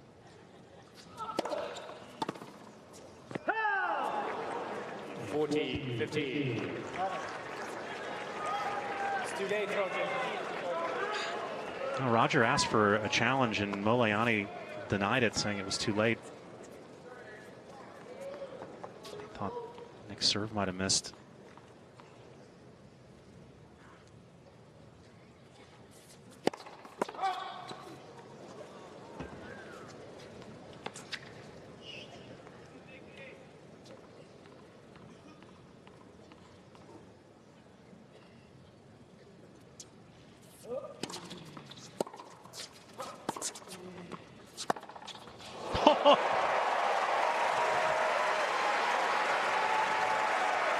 That's the decisiveness I'm talking about. Just seeing this ball right here sit up a little bit.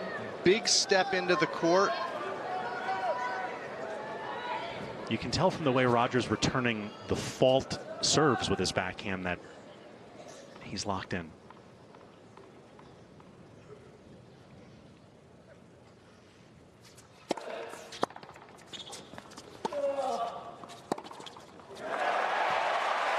Here we go.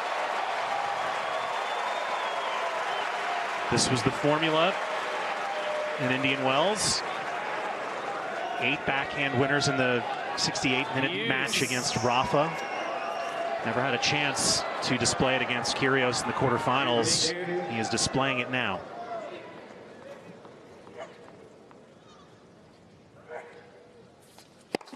Let for service.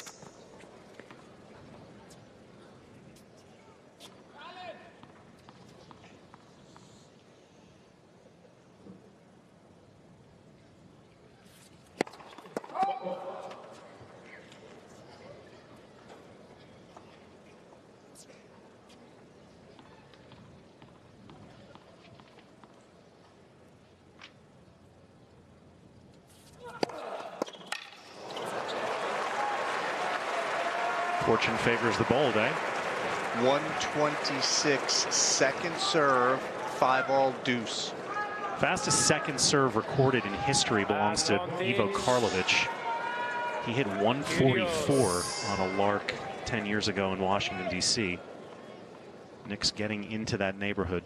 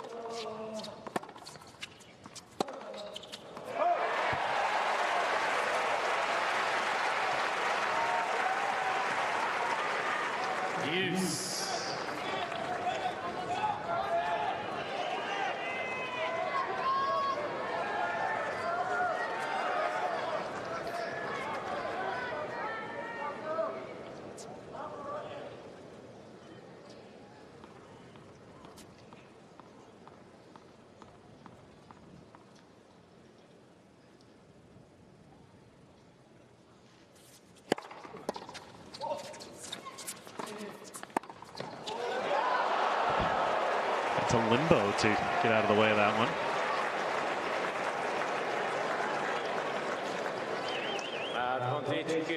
Boy, Roger guessed right here. He'd love to have that ball all over again.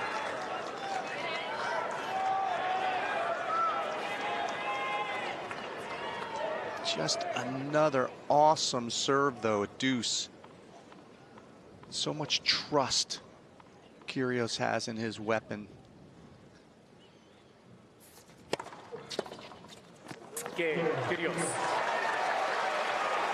Roger pushed him once again on serve. There have been a lot of arduous service holds for Kyrgios in this match, but he holds the line to 6-5.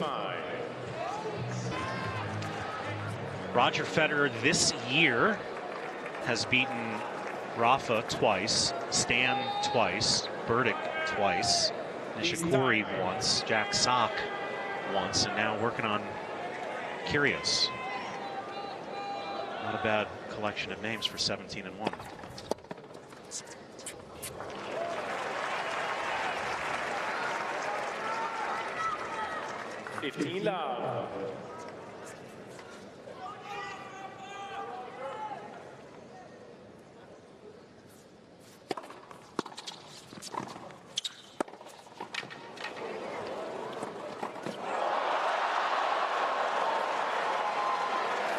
Federer guesses right and just can't control it. Look at that down the line pass and then terrific anticipation from Kyrgios.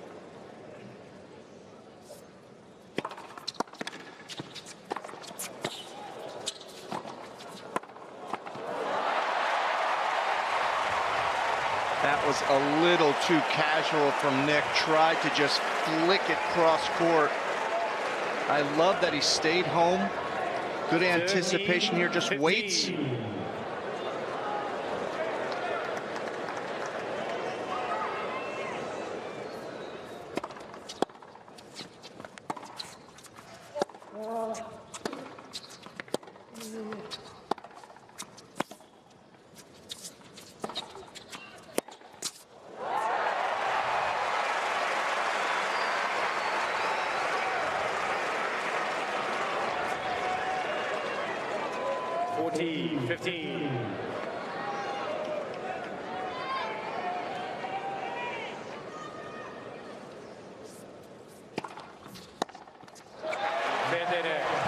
Well, the streak continues. Now all 5 sets they've ever played against each other have been tie breaks.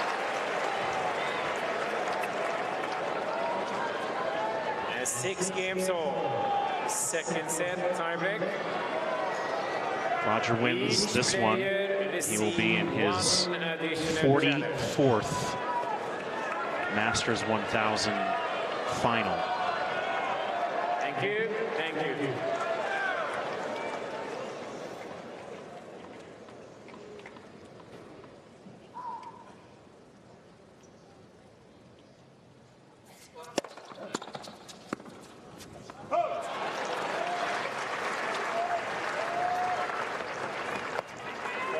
Zero, Kygrios.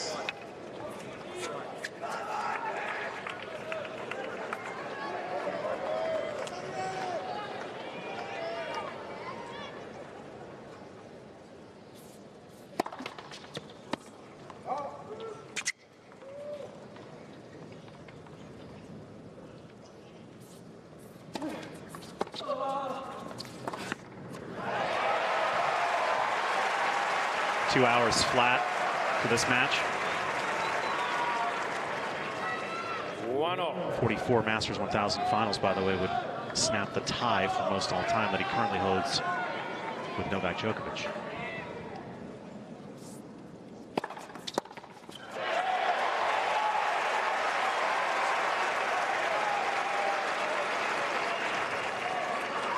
At 2-1, Federer.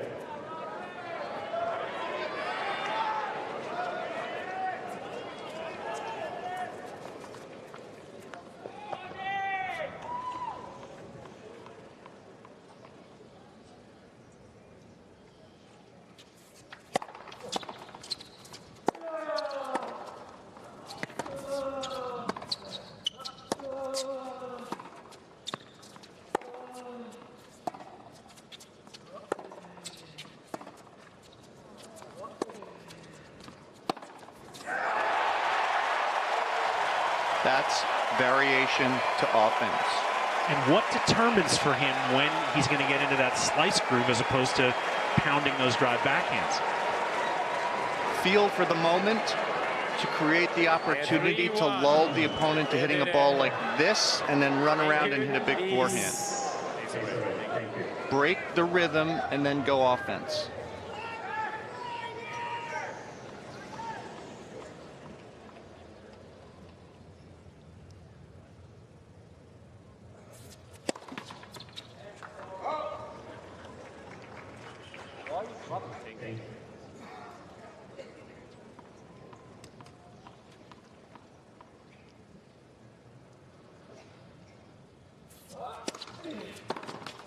Oh.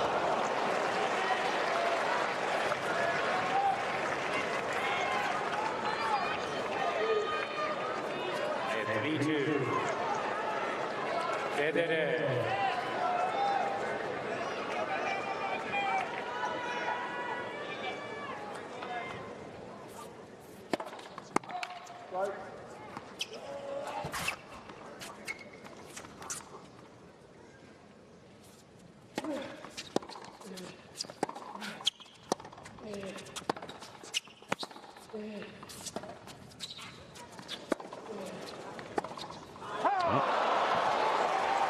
Mini break retrieved. They will change ends even. At Rio.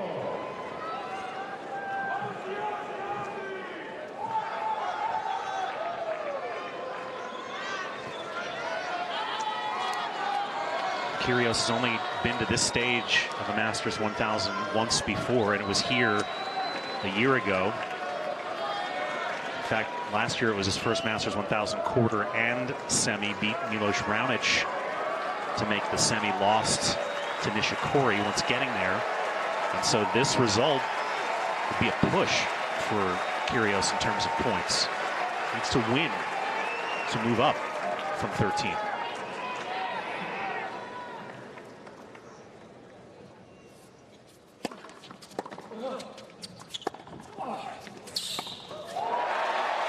Boy, that was a tough backhand to get that far cross court. Kyrgios, a great return off of that wide serve.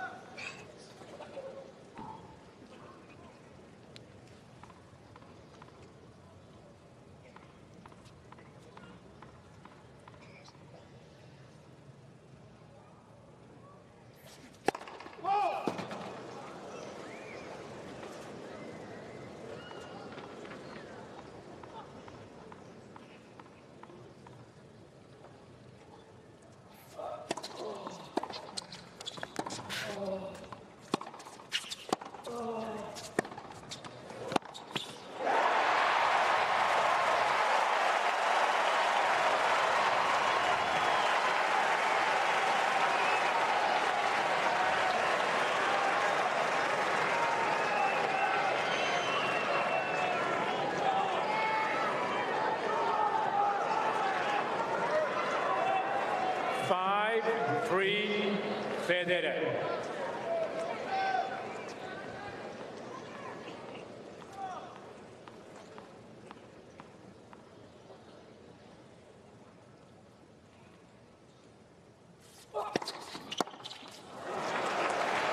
Match on Roger's racket.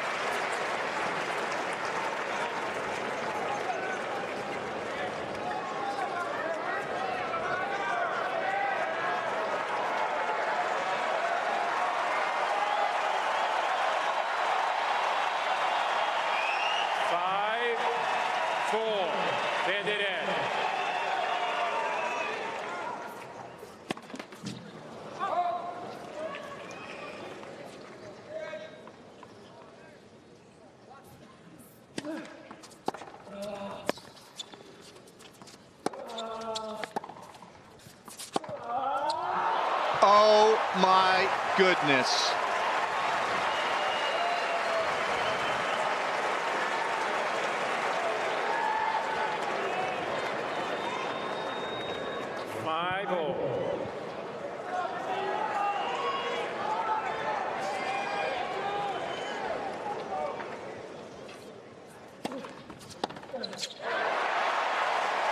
Match point for Roger. It'll be on Nick's serve.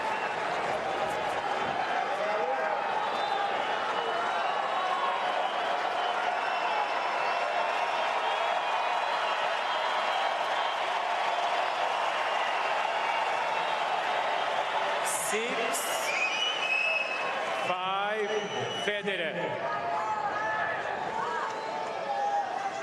Thank you.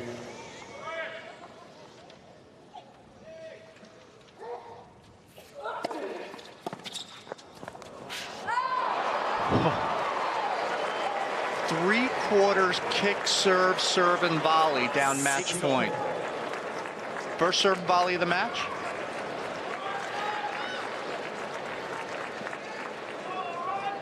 Little wishful thinking to get it across the line. The crowd here is SRO. 13,800 on stadium at Key Biscayne. They have been lively. The atmosphere has been sporting but partisan in Roger's favor. They want to see their hero one more time, and they want to see him on Sunday against his greatest rival, Rafa. Already into the final, comprehensive win over Fonini earlier today.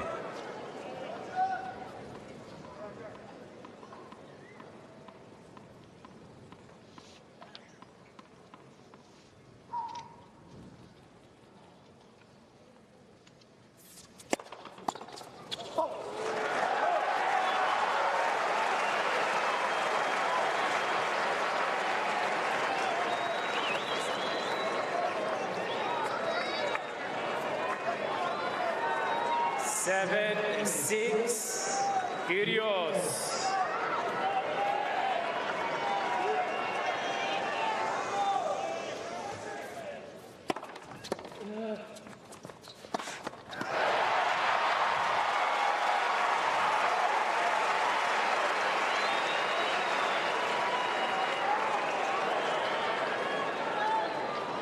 Seven all.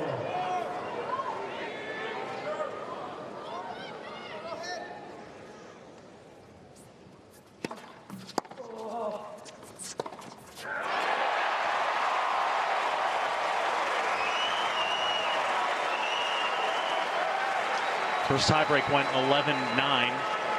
This one will go at least 9-7.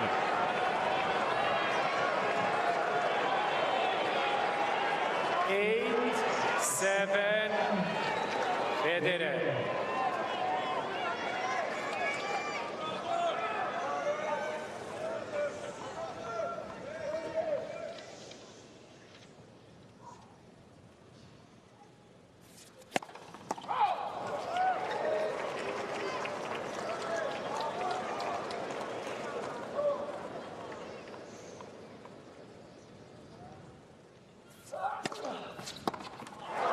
Oh. 88 into his backhand hip pocket.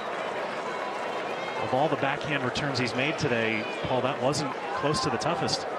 No, and he's struggled with that kick serve. He's hit a bunch of chips, a little bit indecisive about how to approach that one. Very smart from Kyrgios.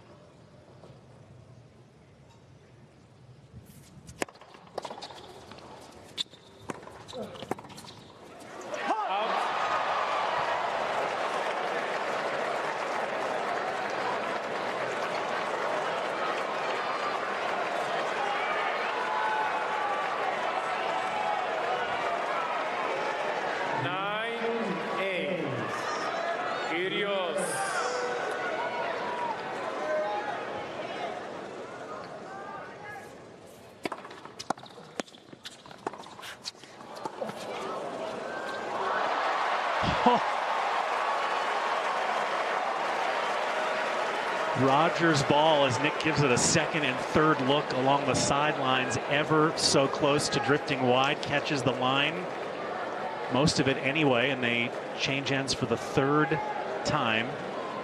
This now the third of their 5 tiebreak sets in which the tiebreak has gone double digits. At least it will.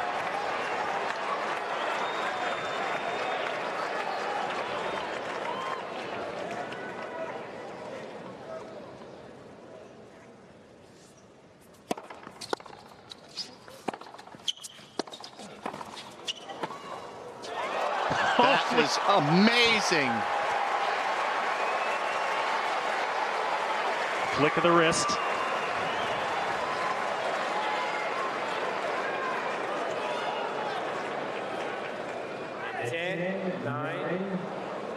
Kyrgios.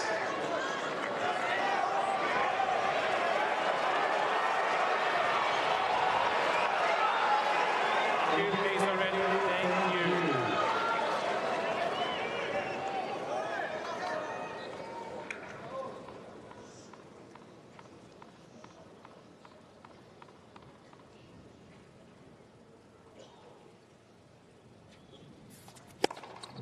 ゲーム Mr. Federer challenge the court. Left cross sideline. The ball is called in. Pending the challenge, Nick's going to sit down. He's not buying it. That's why we're going 3, 2 match points for Roger. Neither converted.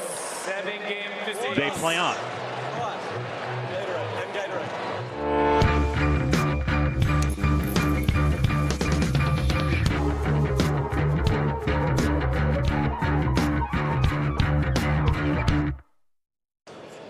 Two hours, 15 minutes. We start set 3. Kind of a tough set loss for Roger Federer to swallow, Paul. I mean, you don't do much wrong. You really have one good look on that match point, the second match point, second serve return. Kind of just like that backhand that he just hit. He just hit it in the net. The other match point, great serve and volley from Nick Kyrgios. 3/4 kick serve on first serve, serve and volley. Hadn't done that the whole match.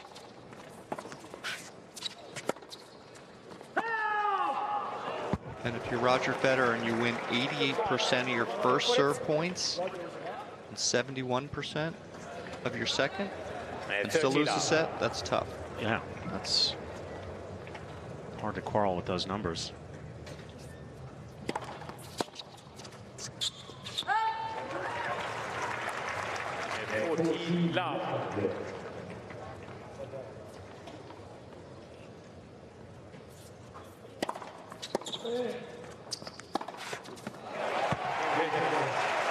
Great start, love hold for Roger. We'll show you some of the highlights from set number 2. We keep picking up these highlights in the tiebreak because, you know,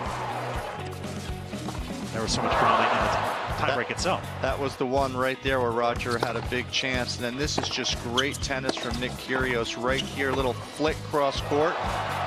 And that sets up this ace right here to close out the second set.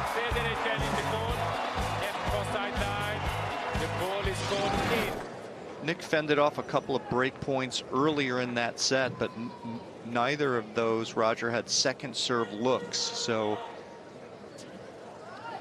such is the life as a great server.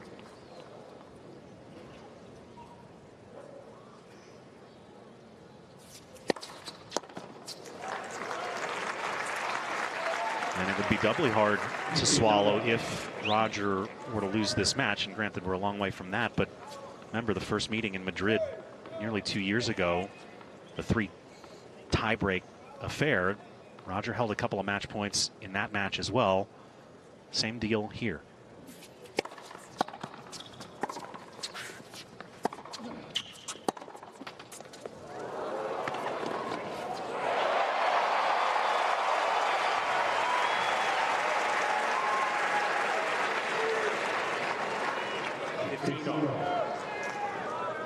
In fact, Paul, the only match that Rogers lost this year to Donskoy in Dubai was one in which he held a couple of match points. So potentially his only 2 losses of the year would be from the finish line. I guess his good news is the other 17 matches that he had match points on, he won. That's glass half full approach, I grant you. Yeah.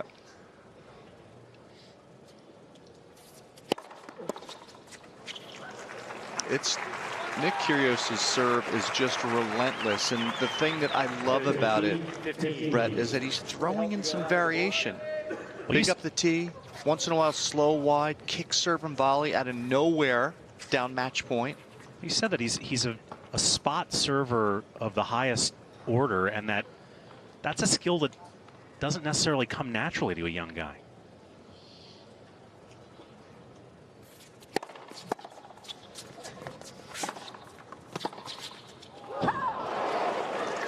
And that was a body serve there. Yeah, he is just you know, his serving is the antithesis of the emotional fluctuations that we see. I feel you. It's just amazing how he's able to process his serve and what he's going to do and then execute. I feel like these 2 young Aussies, him and Tomic, are 2 pretty unnuanced guys off the court with 2 really nuanced games.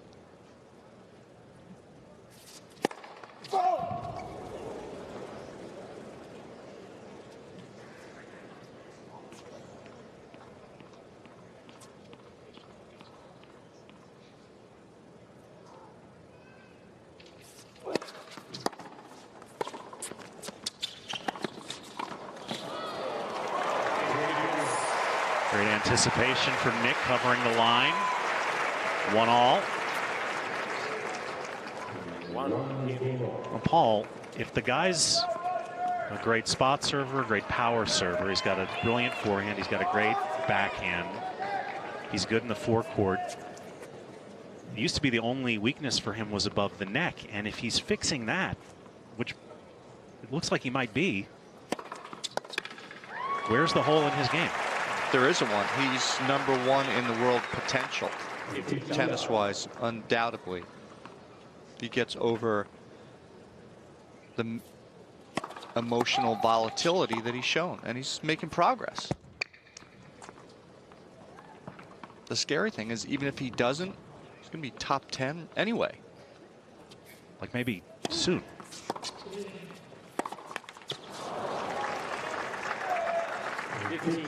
Just an awesome talent, Nick Kyrgios.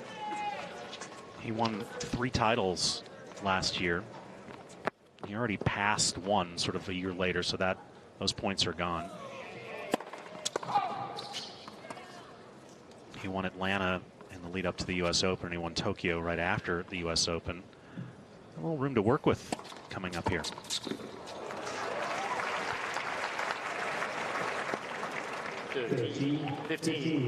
He's going to hop on a plane right after this tournament, hopefully for him anyway, Sunday or Monday.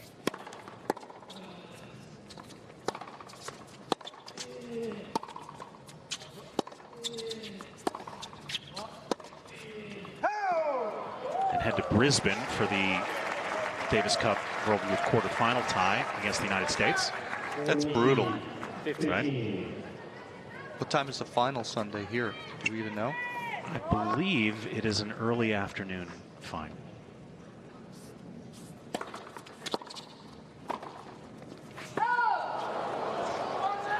Earliest, if he's in the final, earliest he could get there is Tuesday. Right. Tuesday if he catches the old Miami, LA, Brisbane. Yeah, this is nonstop.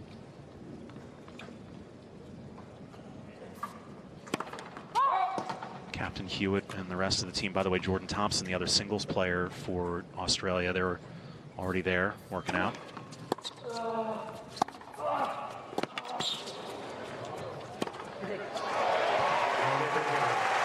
Roger holds for 2-1 as we get underway. First sit down of set number 3.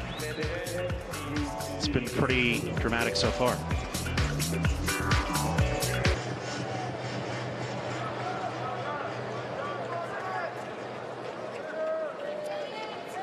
It's pretty awesome. I mean, it's spectacular.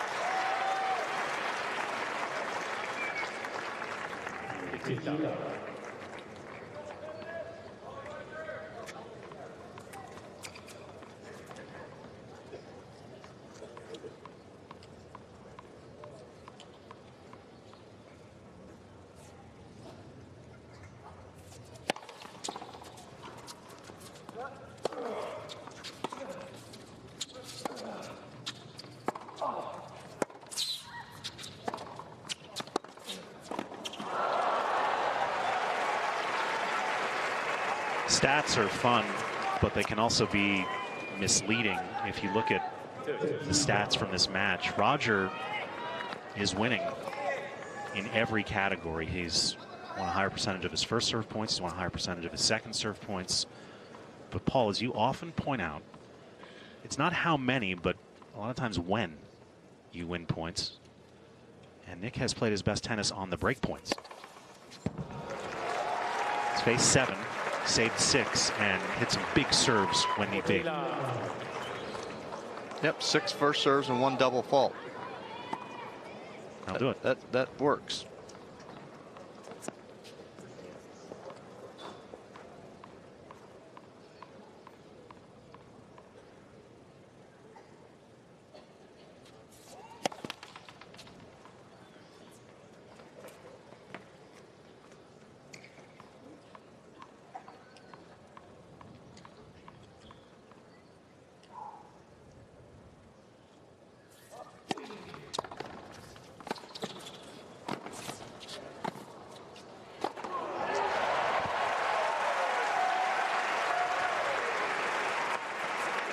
It's the first time in a while we've seen Roger way inside the baseline and hitting that forehand return and coming forward. Remember, Nick's mostly served to the Federer backhand on the second serve opportunities.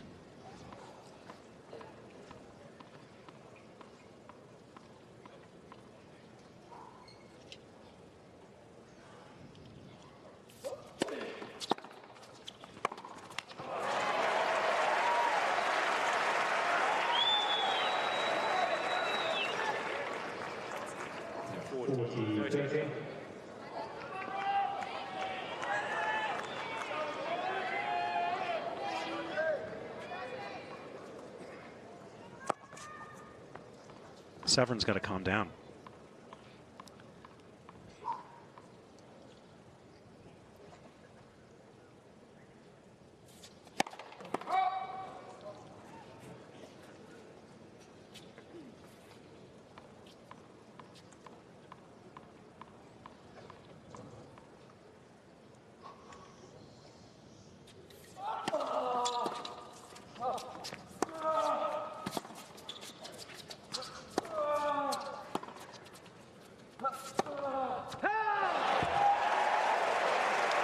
Wardy love to deuce.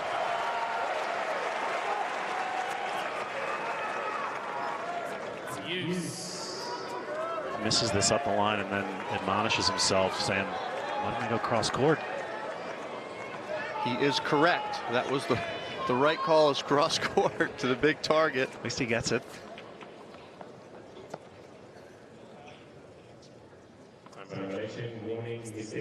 That's been brewing all day, and he's going to lose his mud here over it, but he's actually been given a lot of leeway by Molayani in this area. It was way over. Thank you.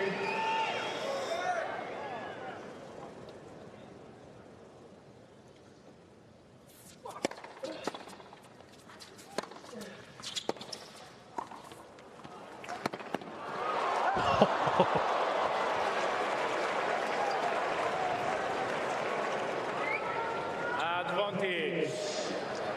Kygrios. He's mocking Mo.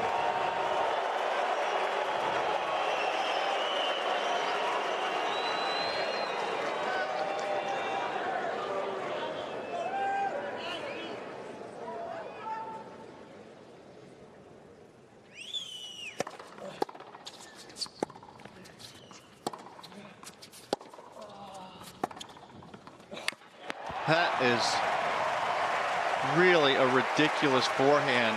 Not my choice for shot selection, but when you have that skill set like Federer does, half volley it inside in over down the line.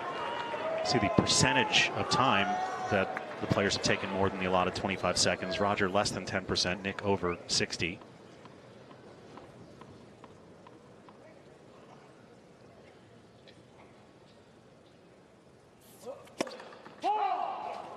That was 30 seconds.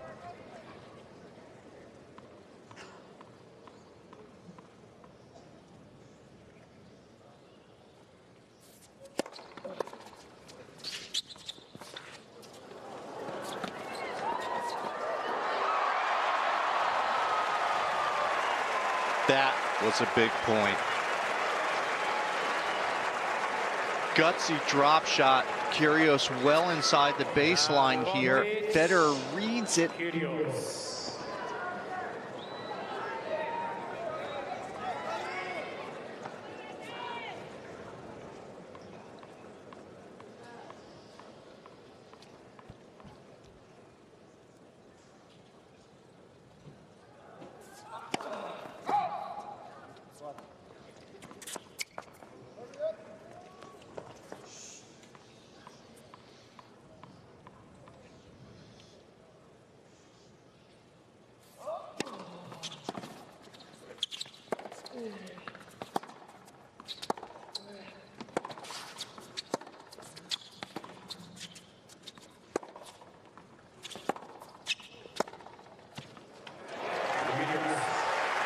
Under pressure, but Kyrgios gets it done.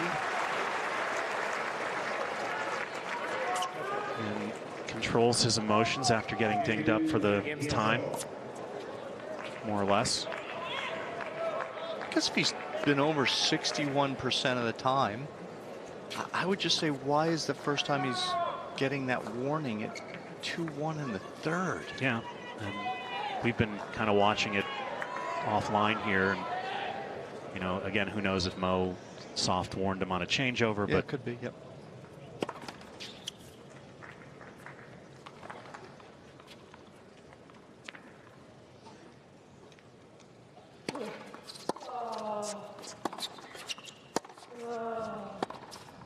Outs. Love 15.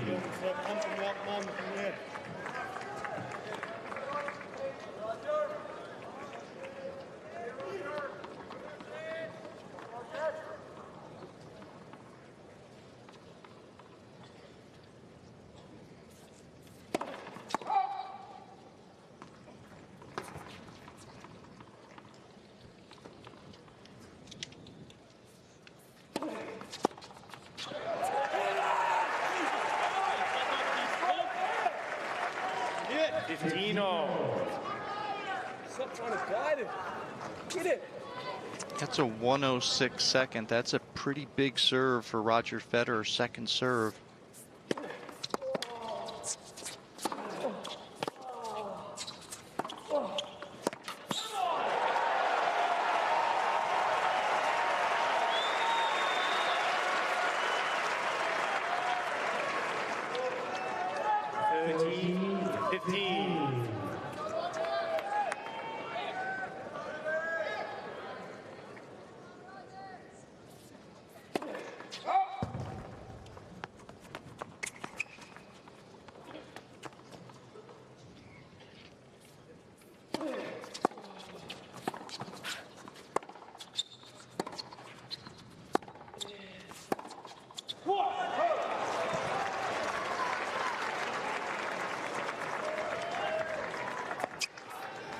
30 all. Very first Masters 1000 final that Roger ever reached was here in Miami in 2002. Lost to Andre Agassi. On that occasion, he beat another Aussie in the semifinals. It was Leighton Hewitt. 30.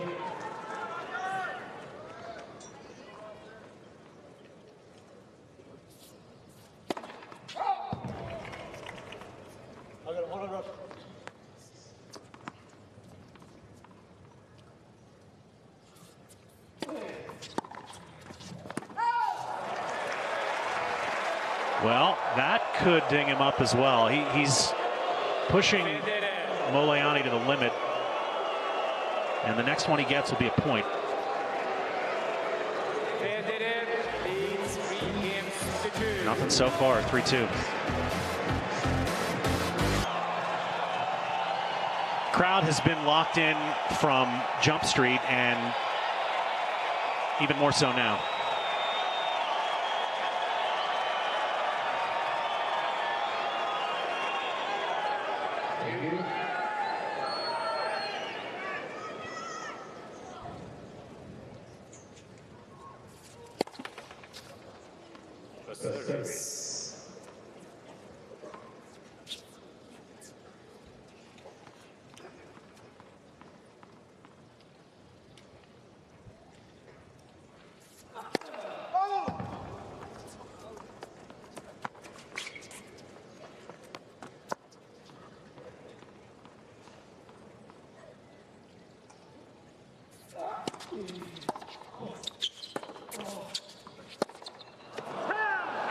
Boy, that's a big miss.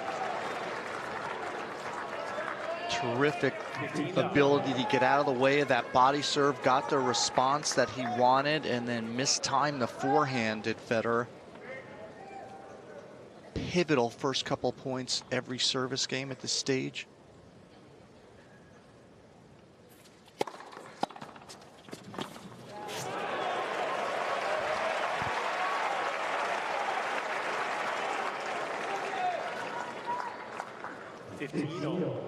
Rafa already waiting in the final. Rare opportunity for a potential Roger-Rafa showdown 2 weeks in a row.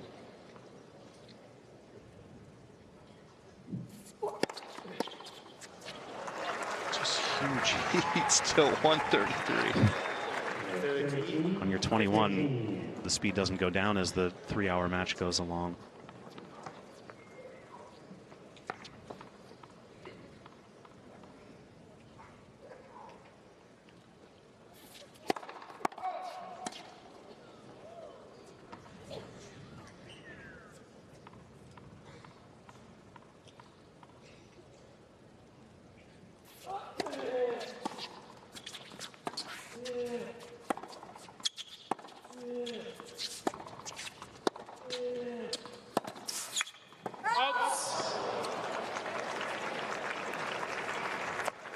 Last week in the desert, 15. Roger and Rafa met in a round of 16.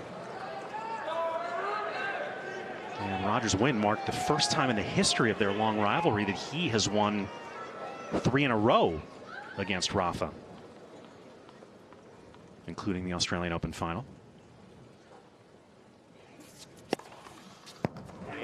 Kygrios.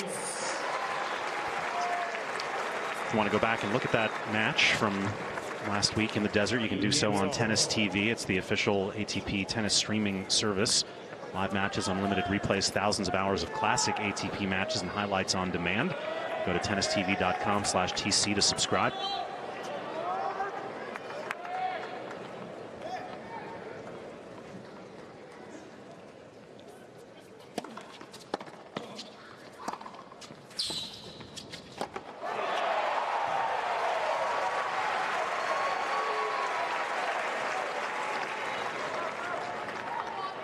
Does he look fresh to you? Yeah, I don't think fatigue's going to be the issue for either one of these guys.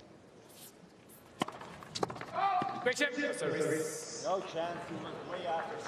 No, it was same time, Roger. So Roger wanted the free point. 13 up. Nick gave it to him. He did.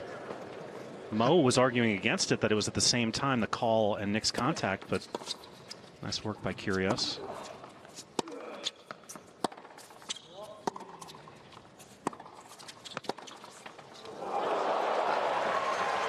I don't like that play.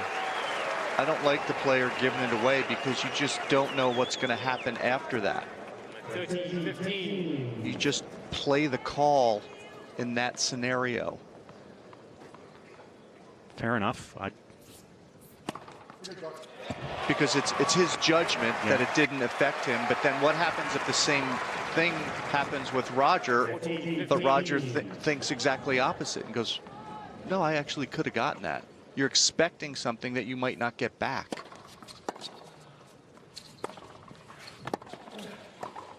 I'll tell you what. I just think it's very tough. I feel you. The one thing I'll say as we head to break is, as much as we've killed Kyrgios for doing all the wrong things at times, love to see that level of sportsmanship. Awesome. Agreed. Guess it says something about me that I... No, you're fine. You're fine. Half an hour for this set, pushing 3 hours for the match. Brett Haber, Paul Annacone, our Tennis Channel crew, Roger and Nick giving us all we wanted on serve set 3. Here comes Kyrgios.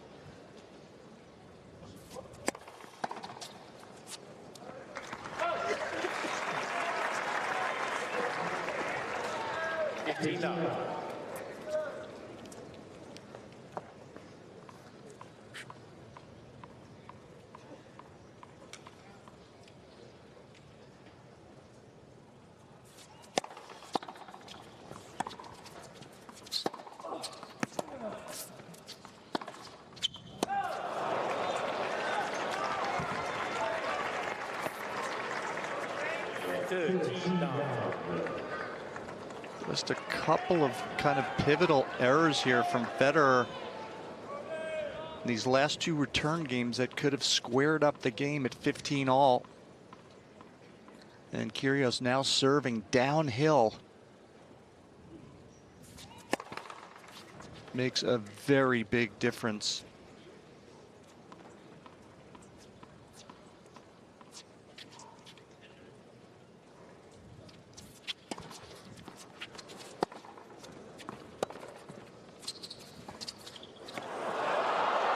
I'm fairly sure that's the softest serve that Nick Kyrgios has hit since juniors.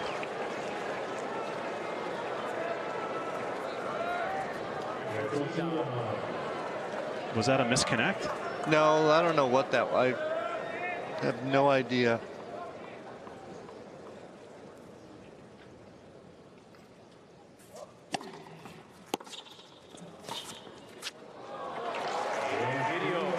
All's well that ends well. For Nick, it's a love hold. Roger was on the business end of the changeup of all changeups. So we play on. A pair of 11-9 tie breaks, 1 in each direction, 4 all in the third.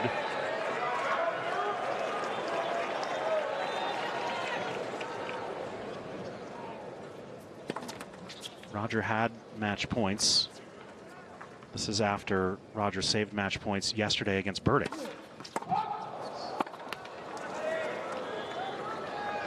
Love 15.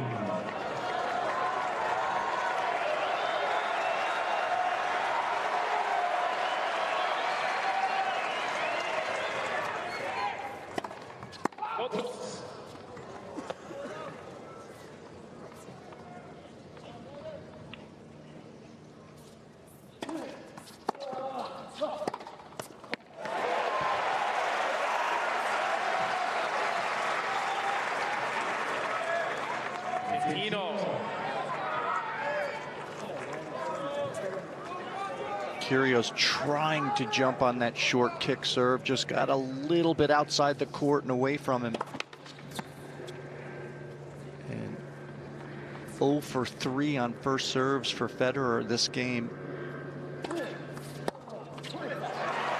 Deep second, though, and Nick knows that he shouldn't be down 30-15, getting a look at 3-second serves. 15.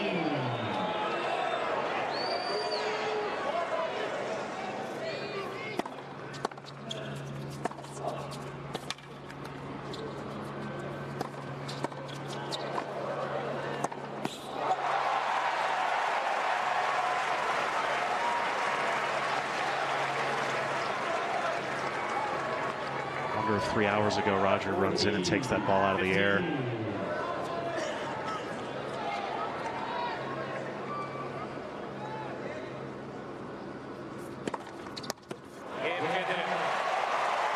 Could this be the last set down of the match?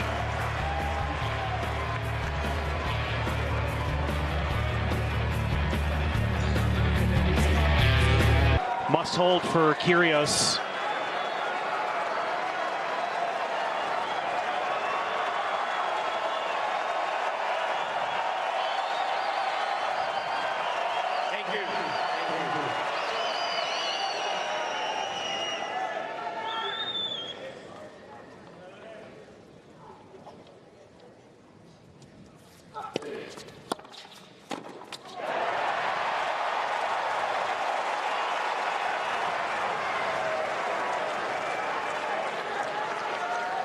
Up 15.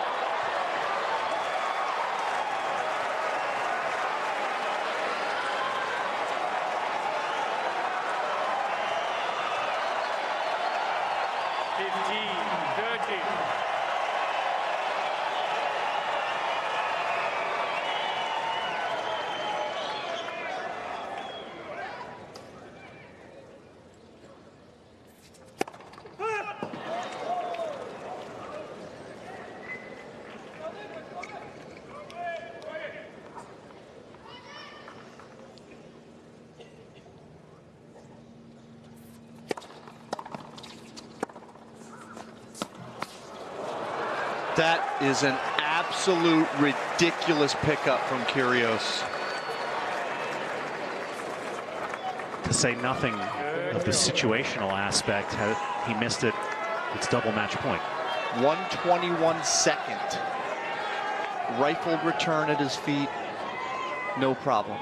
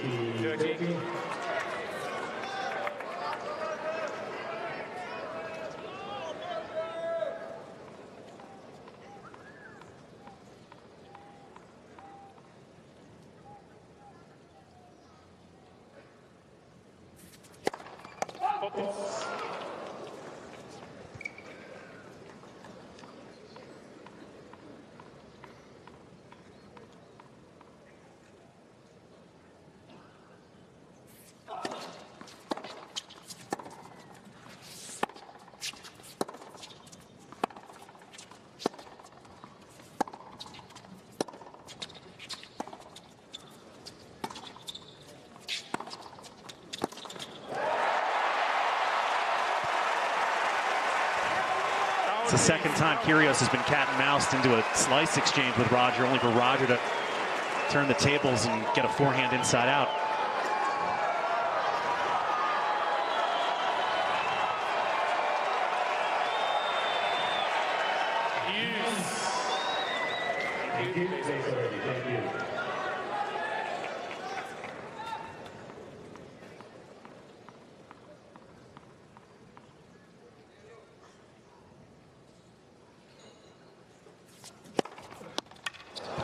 Just amazing.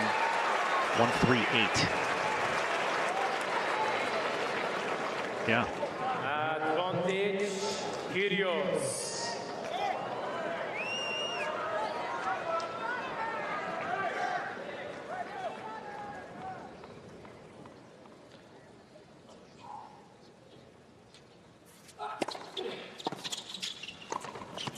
Game Kyrgios. Few balls, please. Hasn't served and volleyed much, but he's done it a couple of key moments, and it's paid him a dividend. Pushed right to the brink, but he holds.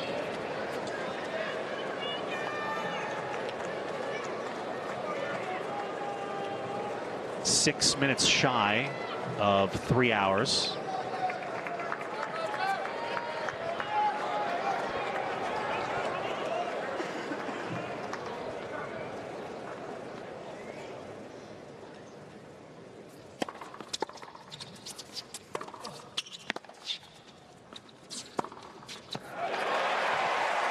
Roger not only working on his first title here in 11 years, working on the rare, although increasingly less rare over the last few years, Indian Wells Miami double. Increasingly less rare thanks to Novak Djokovic, who's done it 4 times.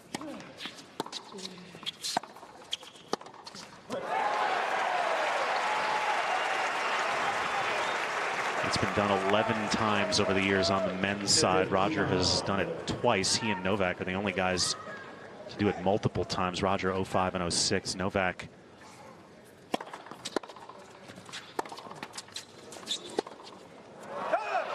11, 14, 15, 16.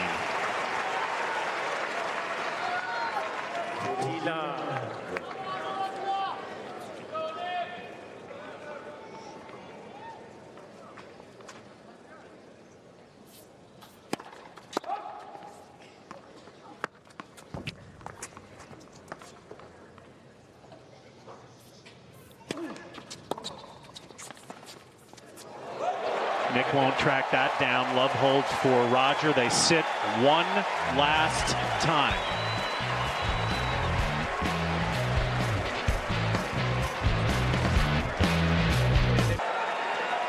It has been 2 hours and 58 minutes of absolutely brilliant tennis.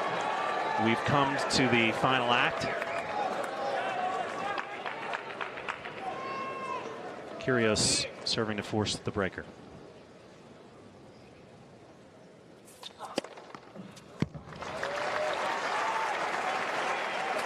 14 aces for him, 10 for Roger.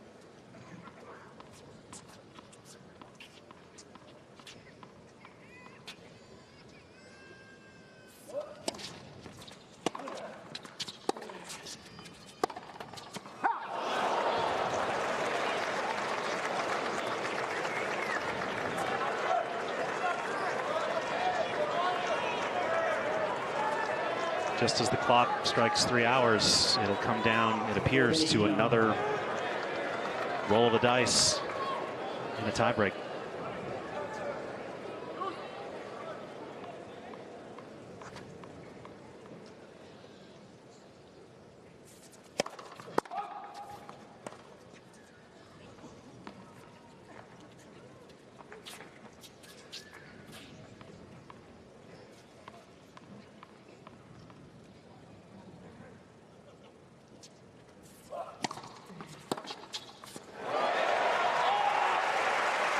And that return for this game may not seem that important, but could pay some serious reward for Federer's mindset if they get into a tiebreaker. That shot has been the living emblem of Roger's year to date.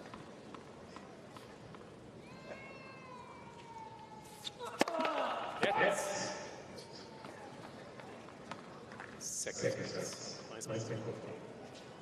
Nice. Mr. Kyrgios change call. Nick was not aware that the ball was called fault. Mo had to get his attention. It was a good fault call. Second service.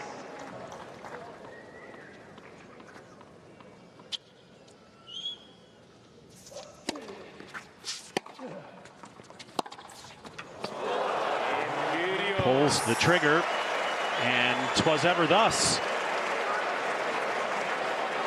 All 6 sets they've ever played. 6 games old. Tie breaks. And twice that game, for the first time in the match, Federer decided to back up to hit second serve returns.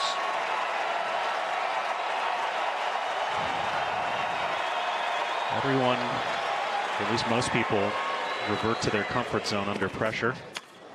We like to think that Roger is immune to those things. Perhaps not.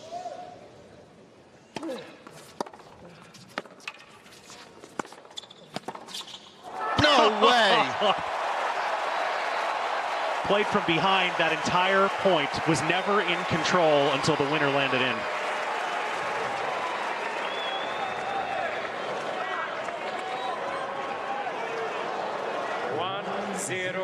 Federer.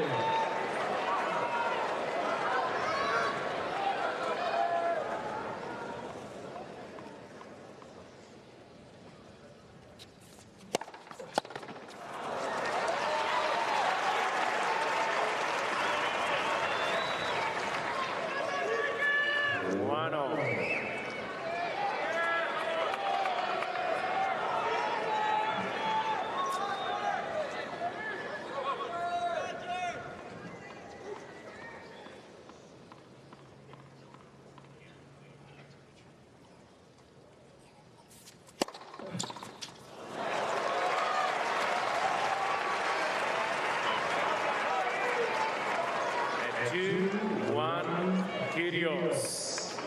This will be the 262nd point of the match. Rogers won 8 more. Some of these straight set matches, you'll see fewer than 100 points total.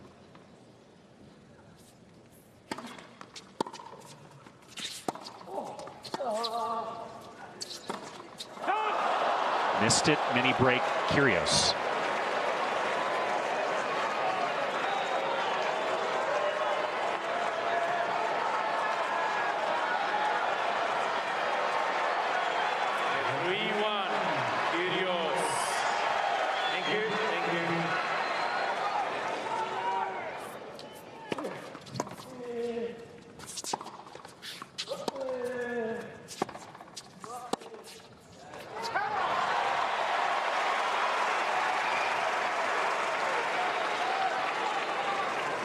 Where are you going?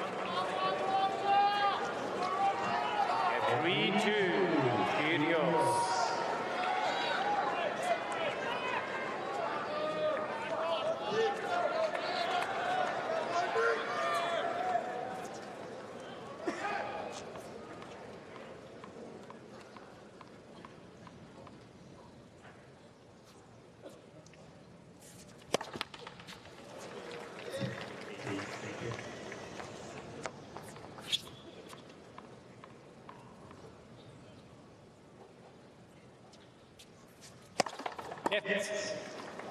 Second service.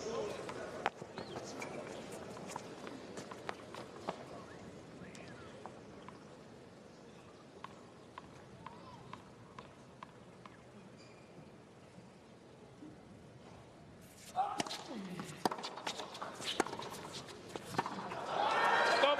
Mr. Roger stops the point. He believes that Nick's ball has gone long. It's tough. He was with the racket. It's tough for me to tell. I don't know. We'll see. Good eyes. So the mini break retrieved. Third tie break in a row that they switch ends 3-all.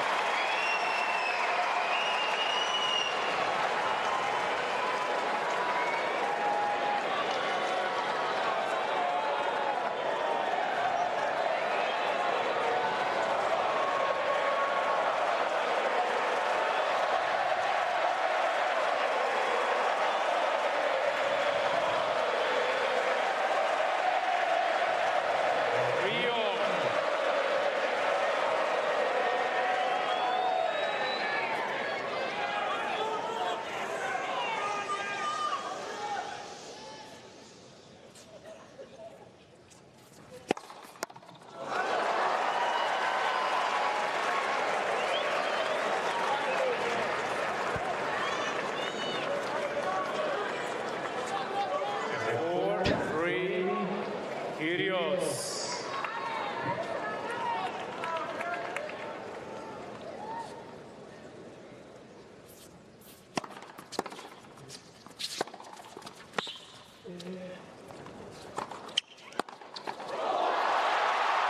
Stick save and a beaut.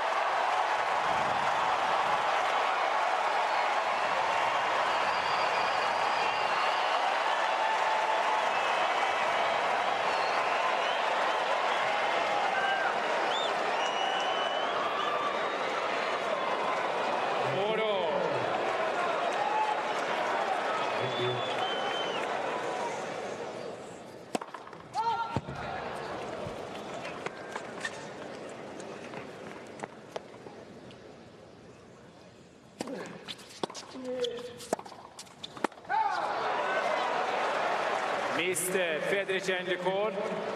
White baseline, ball is called out. Late call.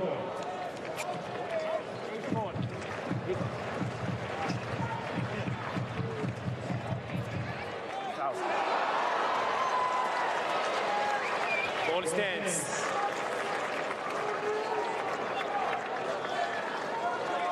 Now the match on Nick's racket. 5-4.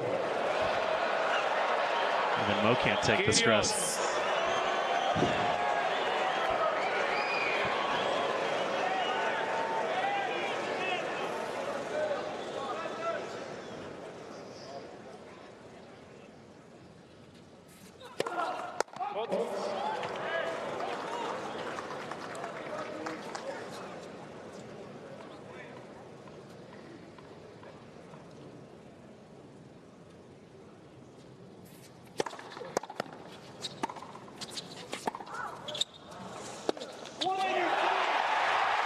Wow. You could probably hear it midpoint, the ball that landed on Roger's side of the court, a woman's voice called out. And it was very clearly not the lines person, but Nick heard it and he let her know about it afterwards. 5-all. Ladies and gentlemen, once again, please don't make any call during the rally. Please show respect to both players. Thank you.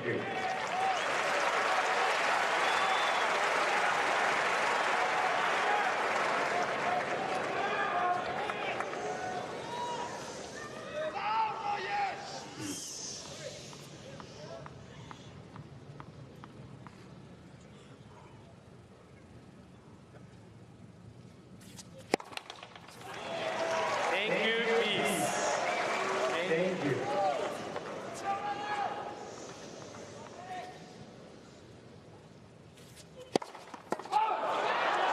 Mr. Kygrios change the call. Left service line, ball is called out.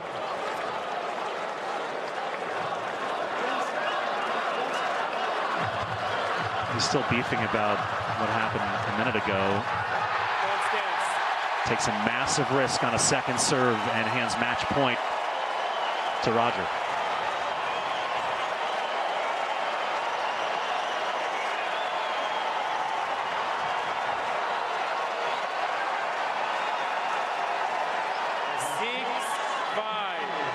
Federer.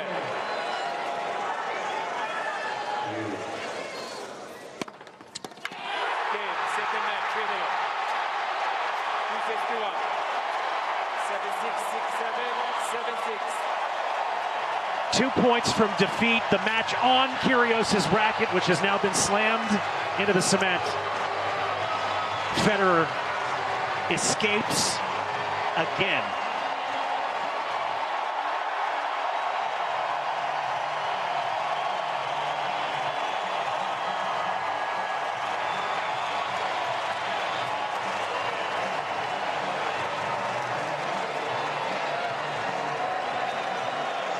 Just an epic match of ebbs and flows, Brett, and the last couple of moments just brutal for Nick Kyrgios, but what spectacular tennis. Tactics changed, adjusted, and Roger Federer 2 days in a row, 7-6 in the third,